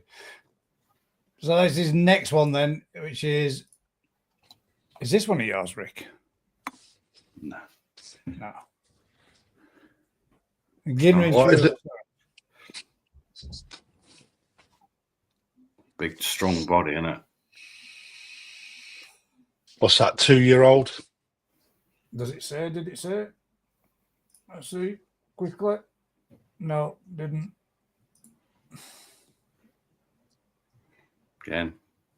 Again, the sumi will come. If you look at the gill plates, the sumi and the gill plates. The best way, guys, for us out there, for us to actually appreciate your fish, is without your hands in there with it. Yeah, we get to We see can some see of the that bone structure where we get to see it when he pulls it up a bit. The You shoulders. can see the height of the feet fish in it. That So you see kind the of sumi in the in that gill plate, right? So with more development, there's loads left to do in that sumi on the front part of that fish as well. The gin's nice, though. Gin's good. Yeah, Gin's gin very is good. And the Saroji is very good on it and all. It's Yeah, a bloody good fucking- fish, isn't it? It's not a Yeah, 5 look quid at- fish, though, is it? Not No, it's definitely not. Look at the skin on the head as well. That's still got a bit of when that starts to whitening up. Look how smooth and clean you can that see is. the sumi in the head as well. You can see there's an area where the sumi's going. That's for me. That's the sort of stuff I'd grow on, keep hold of. Night and day. Love it. Beautiful. Too many people get rid of their fish too early, especially this sort of thing. Evening, Lee. Evening, Lee. No, I like that. It's good. The Ginrin's really good. Just how we marking. Without head pattern, it's not going nowhere at a show. God damn, we've got a lot still more to go through. And we've got auction. And we've got an auction. We need to get a wiggle on. All right then. So this one was that Carl Devonish? Yeah, Carl Devonish, yeah. Little Ginrin Sankey. Nice little fish. Good gin. Yeah. Nice little project. Got a lot to do. What's that going to do? Yeah, I'm not gonna. You're not going to comment. gonna- I'm not getting involved. I'm not. Well, it's a fish I sold, so it's better for someone else to critique it, isn't it?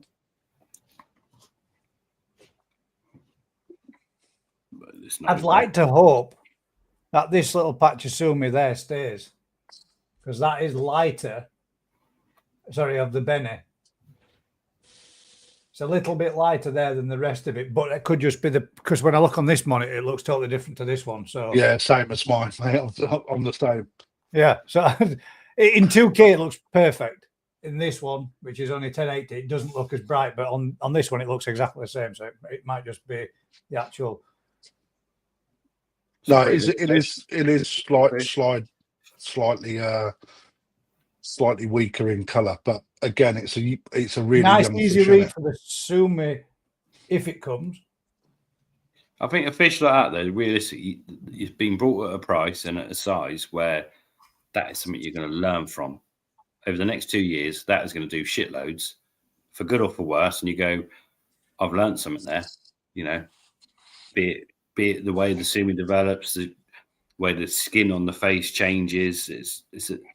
It's a proper little. Watch out the Tejame forms. Yeah. It's it's developing learning, there, can't you? You're not going to grow that into a grand champion, but but on the flip side of it, you're going to grow it into a fish that you learn a shitload from. Another perfect aquatics grow. Oh, now then.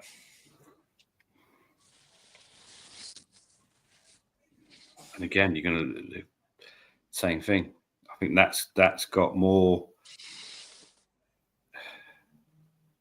I say more of a future, but again, it's just all about learning with little fish like that, isn't it? What the sumi does, what the body does. Yeah. Better body profile on that one than the first one, but that doesn't necessarily mean anything, does it? But you don't know how the line that develops till you've grown that out and find that how that body changes. We saw from that little tancho from Matt's one, it went from quite a indistinct sort of short little fish to a clonking fish, isn't it? Powerhouse, yeah. Absolute pack, yeah. So, and it's a skill of the keeper to bring that sort of body on as well, isn't it? How much food you got, what your flow rates are, what your stocking density is. I like the skin quality of that one better. Yeah, I do as well. It's more vibrant and it brighter. And I think as a fish at 50, 60 centimetre in your pond, that head pattern's going to look all right. Yeah, it's not banging for a show, but I think it'll look amazing in your pond. It's going to have right character, isn't it? Yeah. Yeah, I quite like the fact that it sort of like comes over the face like on an angle. I quite like that. Rick Howarth. Rick Hayworth.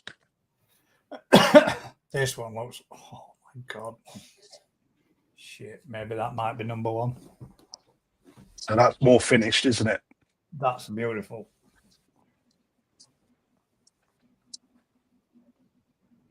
Wow. Go on, Rick, mate. You're a Shiro fucking goddess.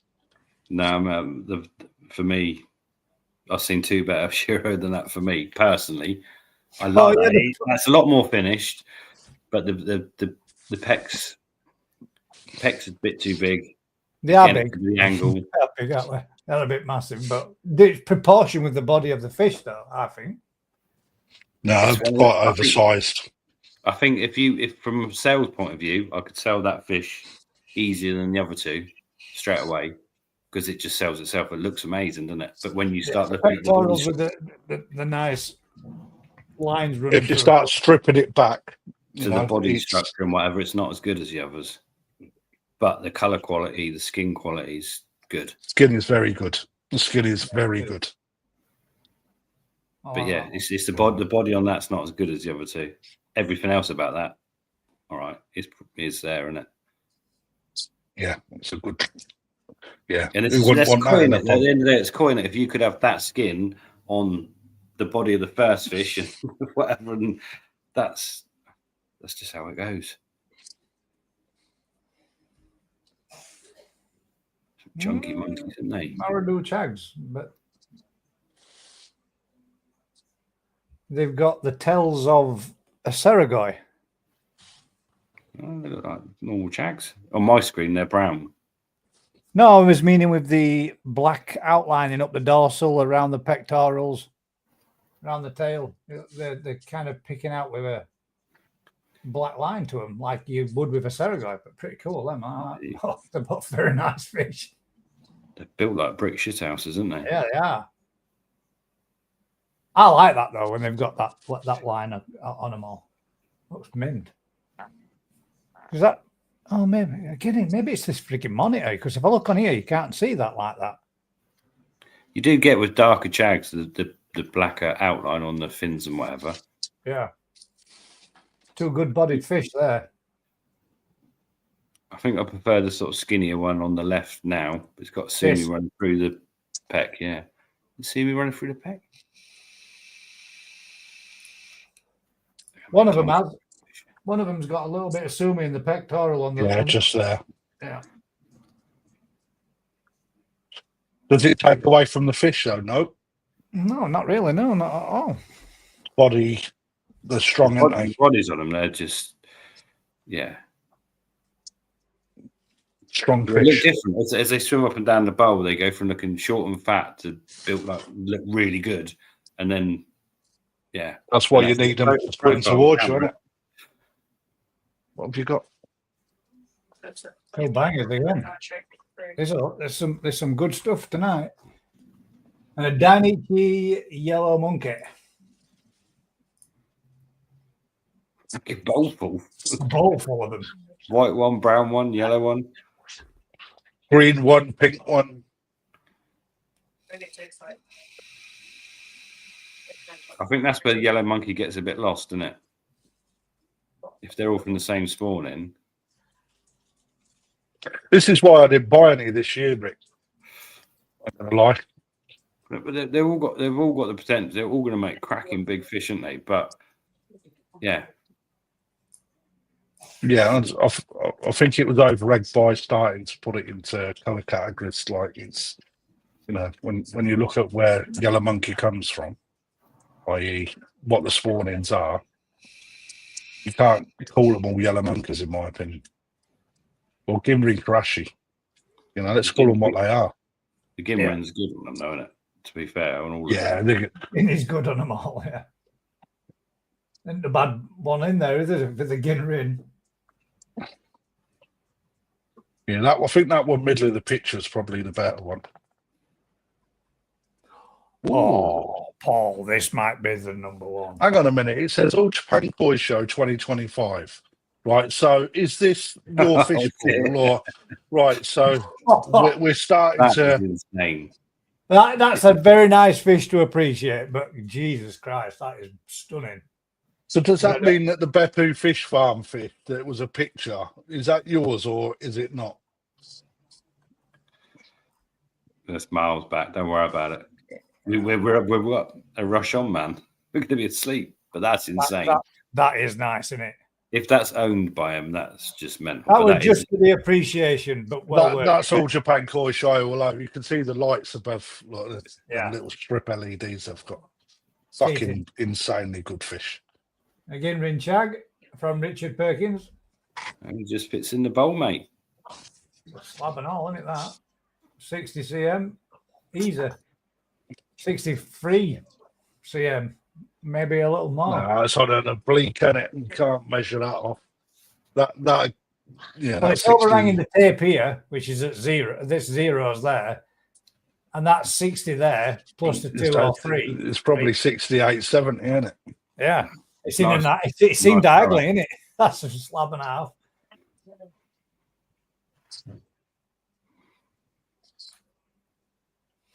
Oh, shit.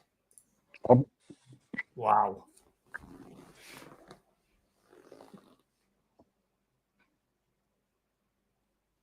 That's nice. Yeah, for complexity, that's pretty good, isn't it? That is pretty damn good.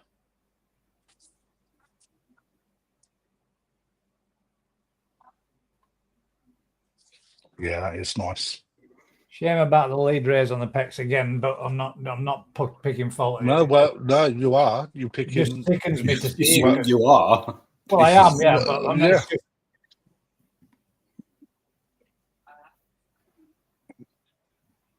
We all want that on our pond, don't we? Yeah. Yeah, it's good quality, isn't it? That is good quality. Good belly, good sumi, good shiroji, good gin, nice pattern, well balanced, nice body profile, especially for gin as well. What are we looking at there? Well, we're looking at 45. 45, circa 45. Yeah, that's nice. That is nice.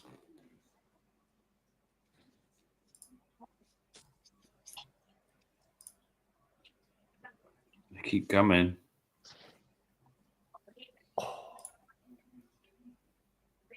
No, that's nice and all. Shame. We need a better photo. Better photo on that. That could have been a serious contender as well. We got a video for it. 63, Richard Perkins. Sorry about the quality a bit last minute.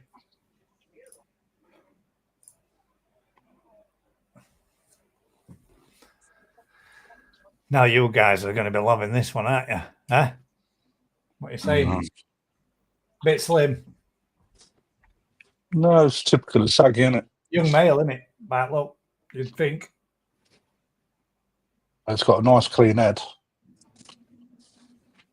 Still, Benny's got work to do, isn't it? Yeah, compared to some of the other fish we've seen, it's just not there, is it? No, it's not. It's not, but it's young, isn't it? It's that 2-year-old. Still got typical of saggy. Still got work to do. I'd rather have a 2-year-old with a bit more work to do than being finished at that size. To be fair, clean head, nice clean head, isn't it? Yeah, it's very clean head. Yeah, another year. We enter it next year. Yeah, the game's not massive next year. Is it? Is this an annual event? The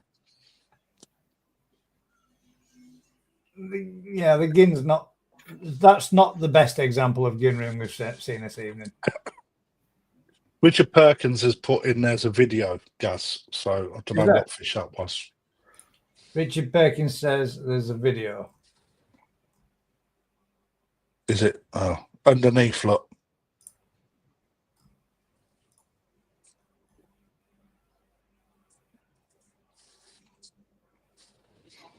You can't see it in that. I've just marked it down. There's a video where I don't show you half a fish.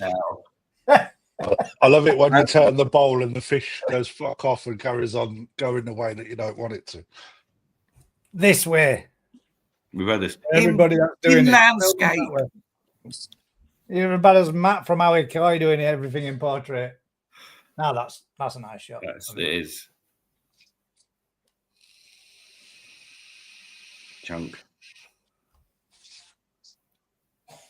Yeah, nice colour. Turn it off quick. Turning that It's giving me anxiety, man. That. Right then. We're done. That puts us down to the end. I mean, wow. Let's just say we're done. Gus. Wow. That is mint. I know it's not, but that's well worth. Thank you for putting that in because that is beautiful. Oh, there's one on Telegram yet. Yeah, there is. Another one's on Telegram.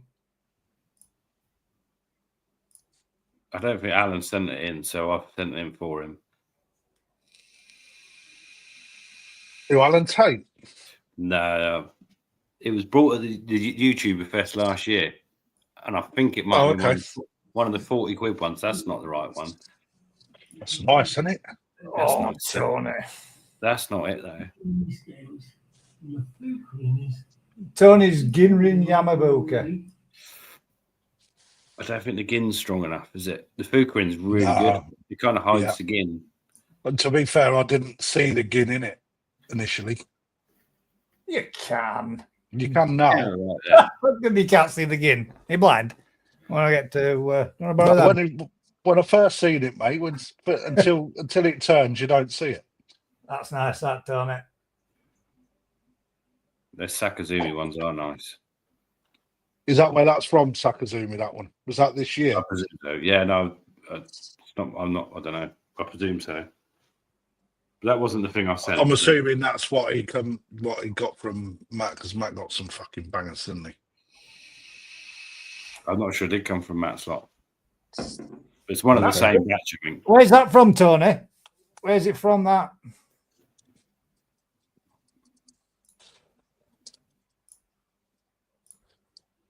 I don't know. That ain't coming this year, is it? That's a bit bigger. Mate, this fish here, man, it's hard to see from that video, but the quality is absolutely superb. That's nice. Where's this from, Rick? New Forest Guy. No, what? Say, was this weren't last year's growing show, was it? No, this is from that YouTuber event. I think I did load at 40. Yeah, last year's for Vince's. Was this one that was in one of the vats outside? Yeah, and you did send it in, mate. You're right. He said Alan said you did send it in, mate. You posted it. I didn't find it. No, you did. It was another one that's not been posted in. This is actually a fish I picked for Alan. It's nice though. I like the way you're taking the credit. Did you breed it, Rick? It's not me. I didn't say that. I'm joking. I'm winding you up, mate. You clockwork. It's great. But that is mint, that, mate. It's turned out. I can't believe the size of the tuffing thing. That ain't finished yet.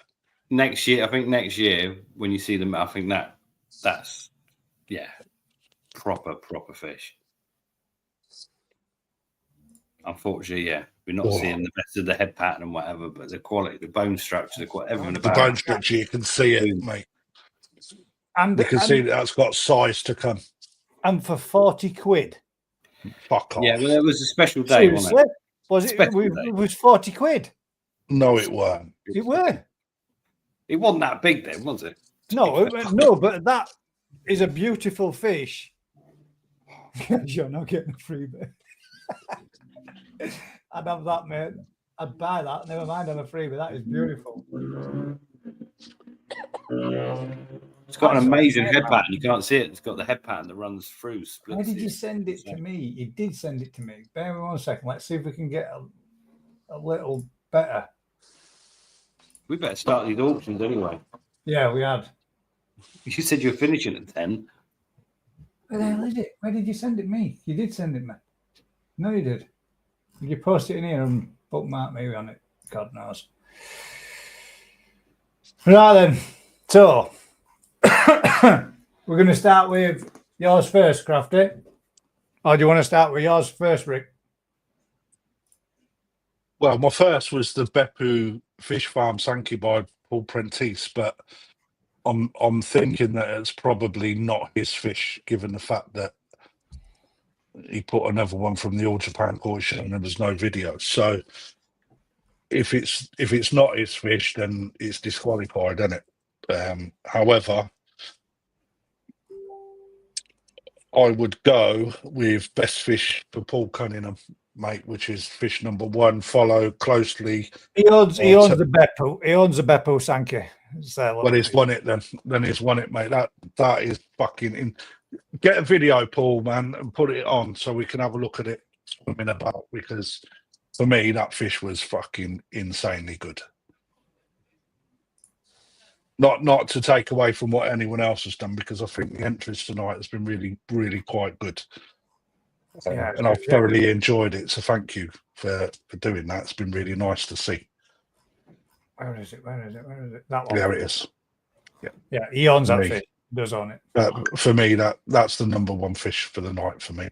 Call it reason being body shape, structure, lovely fins. All right, it's not finished yet, but you can see that the gin runs all the way through that fish. Lovely. When that sumi comes up, and hopefully that sumi will come even more, thickens up a bit. But look at how good the belly plate is all the way through, especially from the head into the shoulders, remains the same. And the Shiroji, the white, is very strong as well. So yeah, well done, Paul. For me, that's the number one, considering you own it. Considering you own it, yeah, because I didn't think he owned it. So yeah, well done, mate. And I'm going to say, for me, that's my favourite evening. That is mint. That's my number one. Well, it's Gaz's show. He obviously wins. Done. No. I'm just saying that for me, that's beautiful. That. So I rock the boat a bit. I like the Shiro with the without the head pattern. You liked the one. The Shiro with the sumi. The first one was amazing, but I mean that was really good as well. Oh yeah, it was. That was really good. Hang on, where did I put that? I don't know. I might have to say that one's probably better, but I'd go with that one being as my number two. Then that was a beauty. No, it's down. Keep going down. It's near the end. Down, down, down, down, down, down, down, down, down, down, down, down, down, down. Keep going, mate. Keep going. Keep going. Keep going down. That there one. It is. Oh. That one? Yeah. Lee Wright, yeah. That's your number one? Yeah, I think so. There we go. So there's two, both the Shiros. The first one and that one. Yeah. The first Shiro was my number two.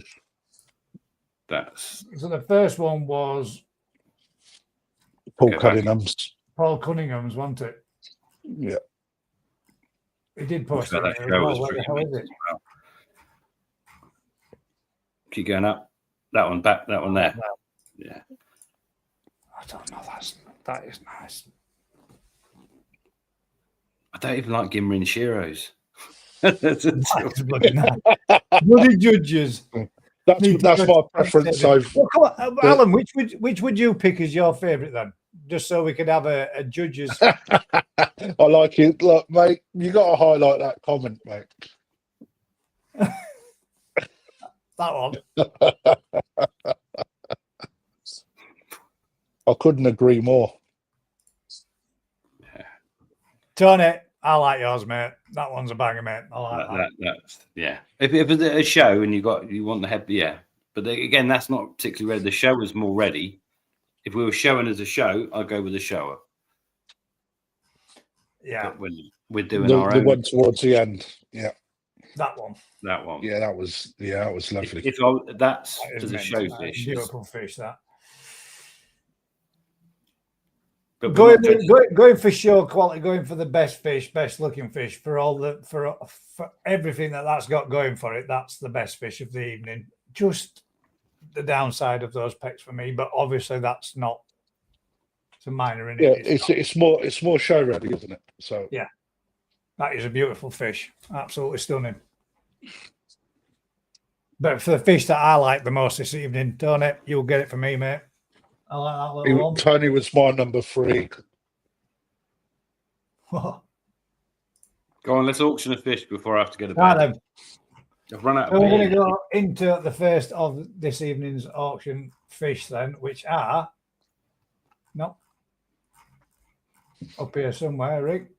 Let's alternate them. Right, so we'll give you them in pictures first. So this is the first one. 28 cm, 28 centimetre female. That's a nice picture, mate. Is someone practicing? No, I did some crap pic. Carl said my pictures were too bad. So for all those that are interested, this is Rick's from New Forest Coy's first fish that's going up for auction. So starting bid. 10 quid. Let's only do it for 2 minutes. Let's do it quick. 2 minutes. Right, starting bid, 10 quid. Anybody interested, bang it in. Because at the rate we're going. Let's get you a little video of the first Wine's one. in at 30 quid. 30 quid bidding straight away. Let's see, get the little video of it. This is Wine's in for 50. The video, yeah, this was on my phone. You can see the quality. So we can. got 30, you can see the good we're in at 50, we're in at 55. Again, we're already at 55. £10 increments. We're not doing £5 increments, ladies and gents. 60 quid. Apparently we are doing 65. Apparently we've got the lowest bid being 5 quid then. No one's listening to you guys. 10 quid. 65 with Ryan's koi pond. I meant to put guide prices on them. So this one will be about 80 quid in the shop. So this is a guide price. Let's not go mental. But it is a cheeky monkey. 70 from Alan. Sorry. It's as much as you want to pay, guys. You know, bearing in mind Rick has selected these. It's not left 75. It to your eye. We're flying. What's the timer? How are we doing this? Am I keeping the timer on it? 22:37. I shall do it. We'll do it to 22:39 from now. You want me to put a timer on, mate? If you won't mind, yeah, please, man. That'd be wicked. 2-minute timer. So we've Tony at Farmer McCoy at 75 quid. Right, stopwatch has started now, mate. 80 from Alan. Let's give it the profile picture again so you can see the fish. Just saying fish. I don't know what happened to the colour difference. It's not as clear a video. Yeah. I'll tell you what it is, Rick. You probably needed to polish your lens on your camera, mate. That's why it's a bit foggy, mate. Have you seen my phones? They come out of my pocket covered in. Yeah, but that's what I mean, mate. It's like just give your lens a bit of a rub, mate. You'll probably find it come out a lot cleaner. So try it now. We've got minute and 20 to go. Minute and 20, and it's with Alan at £80. Just bang it down to 30 seconds, Crafty. It's 30 seconds. There's enough time delay, isn't it? If people want it. Okay, 30 seconds then. 30 seconds starting now. Time's tick-tocking. It's an auction. Get your bid in. Go home. That's how it needs to be. Boom, boom, boom, boom, boom, boom, boom, isn't it? That's how it needs to be. It should be. Give your lens a rub. To be fair, that's a good price for it. It's a nice fish. Done. 10 seconds. Who's going to be tipped? Sniping. Here we go. It's going to be the usual. 5 seconds. 4, 3, 2, 1. Sold. There we go. First one sold. So we go back to Crafty's now. Let's alternate them. Yep. Go on then. So we've got Crafty's fish. Oh, too late, Mark. Too late. I see. Get in. Which is your first one, Crafty? Yeah, whichever, mate. Just do them individually, mate. There we go. Ginrin Kahaku. Nice gin on that. Should have put that into the competition. That was Well, in the yes. competition, mate. It is now. Is that not a video? No. What the actual fuck, man? Play the next one then. Is that not a video? They should have been videos, dude. Okay, it's just No videos. See if you can forward them through. Right, so our first one is Right, with go back to Rick, man. then we've gone off Right, Ross. we'll go back to Rick. We'll go back to Rick, ladies and gents. We're going to go back to Rick for his second fish. Oh, Koi Fry Scotland will have to retract that. ooh, Look at that. look at that. That's a nice fish. That's a boom. If you want a store guy, look at that bad boy. 30 centimetre male. Photo looks a lot better than the video did. Because the video chasing it around the bowl. 30 quid. First bid, 40 quid. 45. Right. 50. 1 minute 30 from now. Let's go. 55. When we do this and we start doing it more proper. More properly, we're going to have these up and get them uploaded properly so I can just put them through like we would do normally and have us on screen with it as opposed to a rush job. Be Ryan's Koi Pond at 65.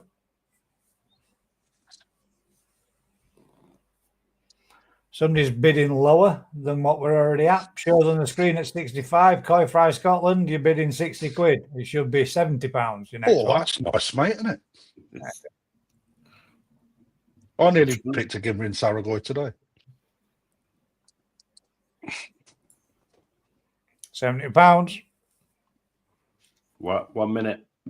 1 minute to go. 1 minute. So you got about 30-second lag. Get it in. There's none of this biff boff baff.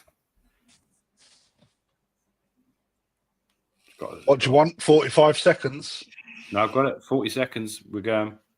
80 for Joyce. Are you timing? Are you timing? Has Joyce not got a keypad?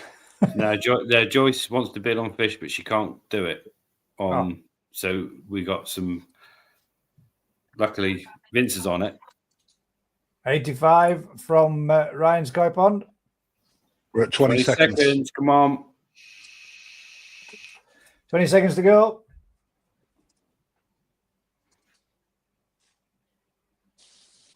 Can I bid that? 90 for Joyce.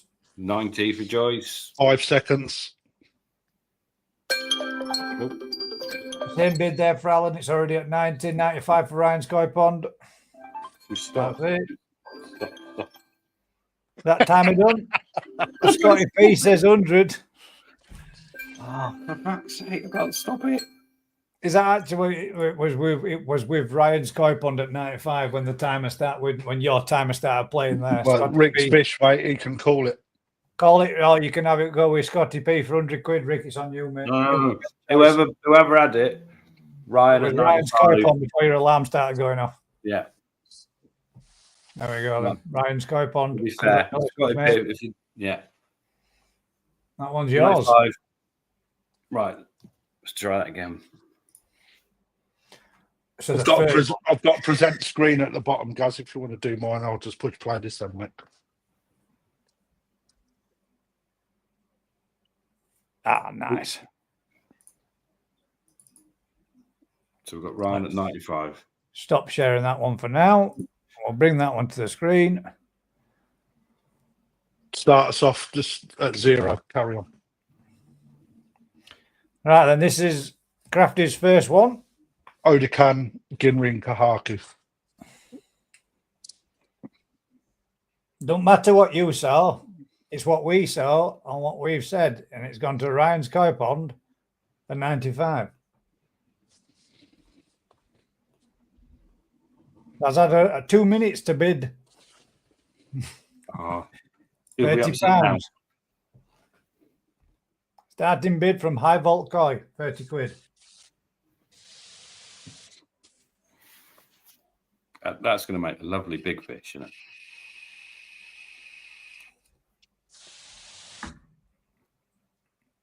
Critique it. Yeah. I think that. Well, it's pretty so free step, clean pecs. Guinea's exceptionally good all the way through. You know, for something that's not even a year old yet, we're at about 18 cm on that fish. It's got all the qualities. Free step. It's what you're looking for in a Ginrin Kahaka, in my opinion. Hard to do, mate. Hard to do.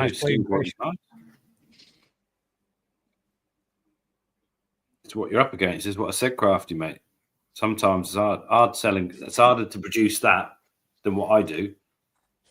Yeah, it's 30 seconds on the timer. 40 from Tony. Have you got any reserves on this, Crafty? No, mate, no, I won't. I'll let them go just for the show. You know, what would I expect from this? I'd expect a 3-figure sum in the shop for this because I'd keep it and grow it on personally. So it's mad, isn't it? Come on, guys. This is way more than a 40 quid fish. That is what it is. This is what I was saying about Go Sankey sometimes. 5 for Andy J.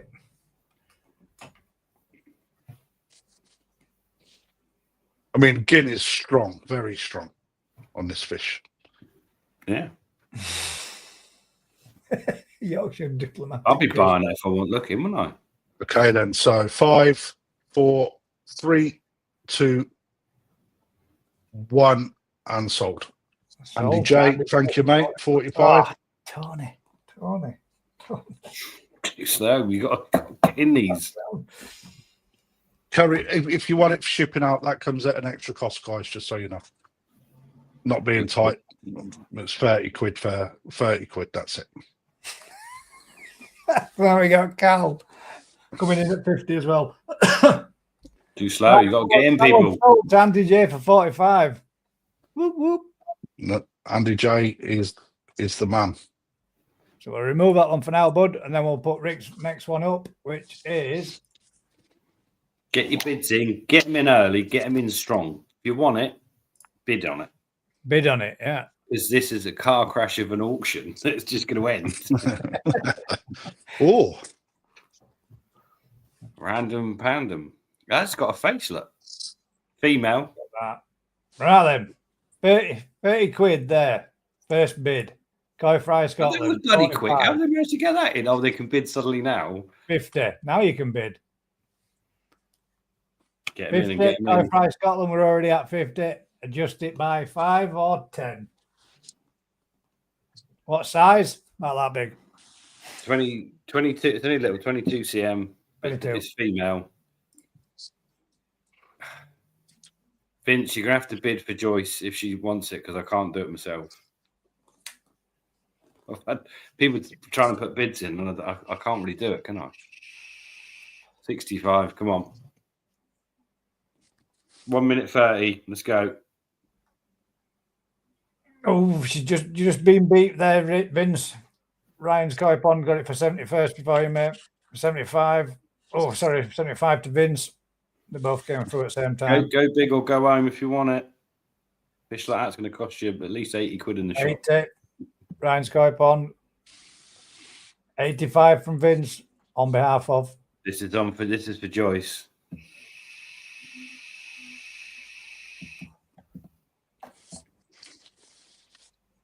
One minute left. 1 minute. If you're in it, guys. Oh, it's going to be sniping at the end. This is the issue, isn't Can it? it be kept for 2 weeks from Mark Oxo? Yes. Yes.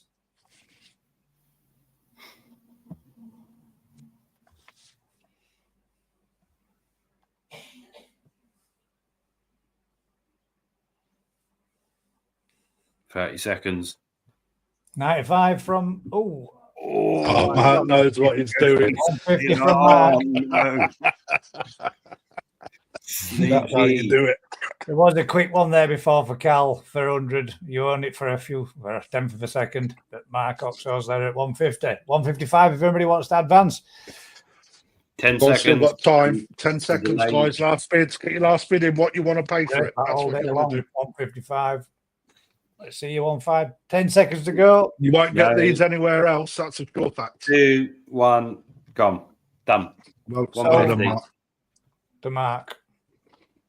Oh, and then here we go with the 155 seconds afterwards. After we just Too said slow.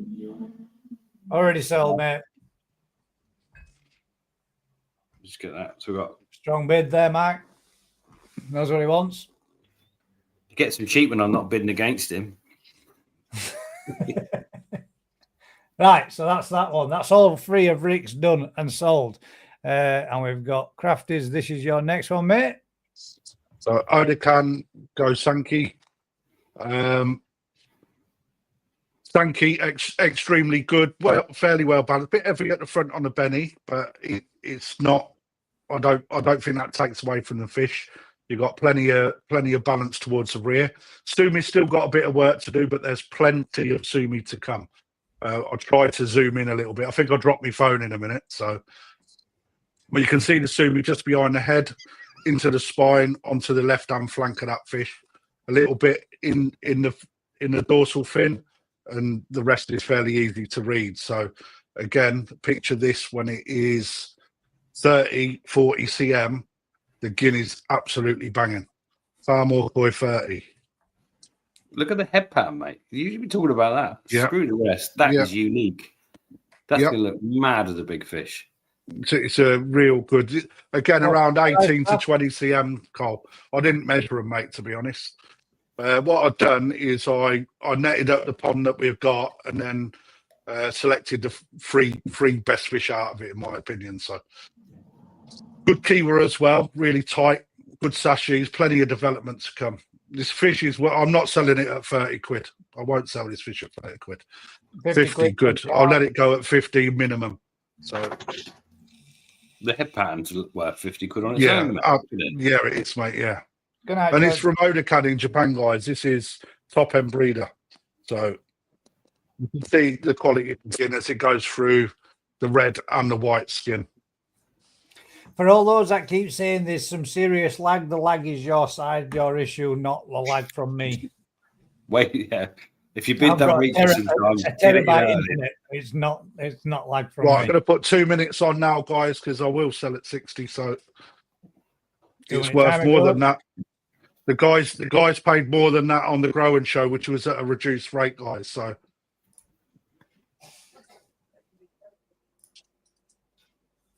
I think that whole face pattern alone is just it's a really good quality fish. You're not taking it to a show, are you? But for a character fish in your pond, mate, with blue eyes and a head pattern like that. Yeah, absolutely. Tejame started forming as well. Good body profile. You can see the strength in the spine as well for a young fish. Good profile. When we do this, go on, mate. Sorry, no, go on, Gus. I'm just going to say, when we do this in the future, all these will be coming through in Dropbox, the same as how we do it when we do a normal auction, same as how Crafty does it in his auction. And then that way, then I can just bring them up with the details, with the contact numbers for Crafty, for Matt, for Rick. Got a minute left, guys. I want to see 65. Laid out and set out properly. I'm really surprised they're in a bit more interest. This has got a future. This is a nice fish. Lovely gin again. But that's what's bonkers, isn't it? That is so much harder to produce than a crasher guy. Or or whatever. But Amanda Smith, £70. Thank you. Well done, Amanda. Thank you. We have got 25 seconds left, guys. From Carl Dev. Oh, look, it's going now. 20 seconds left. Very nice crafted delivery. Cost pushes me out, unfortunately. 85 and top B. 5 seconds. 4, 90 3, from Amanda. 2, 1. Sold. 90 from Amanda Carl Smith. Dev. We're already at 90. Amanda's won that on our screen. £90. Amanda Smith. 90 quid. Well done, mate. That's I'll remove it again until you're ready with your next one, mate, and then. Thank you, mate. Ready to go? And Craft Right, was last we're one. literally going to do 1.5 minutes as soon as I press play on this. It starts at 0. It will sell even if it's for a £5. And that's because it's a Becco. It's, again, Odacan. I thought I put a Gimrin in, all 3 different varieties. Sumi's still got a bit to do, but looking at the body shape on it, it's got good potential to get quite powerful behind them shoulders. So £5 to start us off. And a little Ginrin Becco. 50 Amanda Smith. Sorry, Thank you, Amanda. Well done, darling. Still got your bid on there for 50. Again, looking at it, there's plenty to do with regards to the actual Sumi development, but on such a young fish, you don't want it all up right now anyway. So I'm gonna, again, the gin on it is really powerful. You can see that in the actual shot itself. So Cal, you need to refresh your feed, mate. I'm showing there Amanda Smith bidding at 50 quid and you're coming with a £20 bid. Yeah, might be another one. 50 quid, it will sell at that. About 15 cm. Carl with 55. Right, 30 seconds. The skin's nice on it, isn't it? I just don't like that, but the skin quality's nice. Nice and bright. I'll just put one of each in, mate, to be fair. 15 seconds. 10 seconds. Comes with a free bomb, doesn't it? No. 5, 70 4, 3, 2, 1. 70 quid. Sold. Oh, Scotty P's sold won to it. Scotty P. Well done, mate. 70p. Scott, congratulations. You got the last one, mate, for 70 quid. I think we need a bit more work on the old. Well, if we do them again next week, I'll contact you through Dropbox, send you a little message, and then you can just send all your pictures and your videos through to there. You won't lose quality on them. I can upload them onto this system then, but I need them with me. Yeah, a couple of days. I want them on Thursday night. I want them like Tuesday or Wednesday, and then that gives me time to have them prepped and ready for next week or for the following week. So next week, what are we going with? Is going to be anything Deutz, which I thought was quite a good category. That we'll go with that one. Anything Deutz. So no matter what it is, any Deutz fish. We are going to run out of categories pretty quick. Anything Gimrin. We are, but we can always go back over it. Anything we're going. We can. You got any Deutz fish? Me? No. Yeah. No. You liar. I just want to say thank you to all of those that took part and bid. Thank you very much to all of everybody. Excellent. Sorry it's all so late. It's Gaz's joined in this evening. Don't do an auction at 22:30. Most gone to bed. I'll tell you what we can do, Gaz. We could start with that. We could put an auction at different parts during the live. During the appreciation. Yeah, so rather than doing it all condensed, we can just drop one in at different times just to break it up a bit. But we've also given the people that, are normally up late chance to win an auction. It does, yeah. For those that might not normally be home early doors. Yeah. And it's not so much as doing an auction, it's just having the opportunity to purchase those fish that we've displayed throughout the evening. It's not going to be me turning this evening into an auction night, because that's not where it is and that's not what it's about. It's just the opportunity for people to participate within purchasing the fish that we show you. Gives you an option. And if there's 4 or 5 of us auction fish, we should only have 2 each or something. Yeah, exactly. Just to make it a little bit 2 a piece, and that way then we can get one in and out quicker and do them. But the 2-minute timer on them makes them fast and quicker. Fast and furious. Get your bid in. That's it. Dave says he's really enjoyed that great night. Thank you very much, Dave. And thank you very much for everybody that sent in. Well, probably one of the best selection of Ginrin fish to look at so far. I think that was a fair few good videos and a fair few good fish to be. Actually. To be fair, it was difficult to pick a winner, isn't it? It was, yeah. There was a lot of exceptionally good fish in there.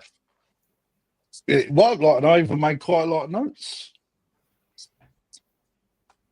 You could discuss good decisions. We could, Alan, but as I've got to be up rather early in the morning, and these gentlemen have been working all day, and I have too, I'm going to say thank you very much, everybody, for joining us this evening. Usual thing, guys. If you've been enjoying this type of madness, that is the GKP Thursday Night Live, do us a huge favour. Like, share, subscribe, tell a friend, and until next week, guys, keep smiling, send in your videos of your anything Deutsch, and we shall join you all again, same time next week. Hopefully, it should be back to 7:30, but between 7:30 and 8, depending on traffic and the busy week that we've got. And I shall catch you all. Thank you, everyone. Good night, all. Catch you all later. See you soon.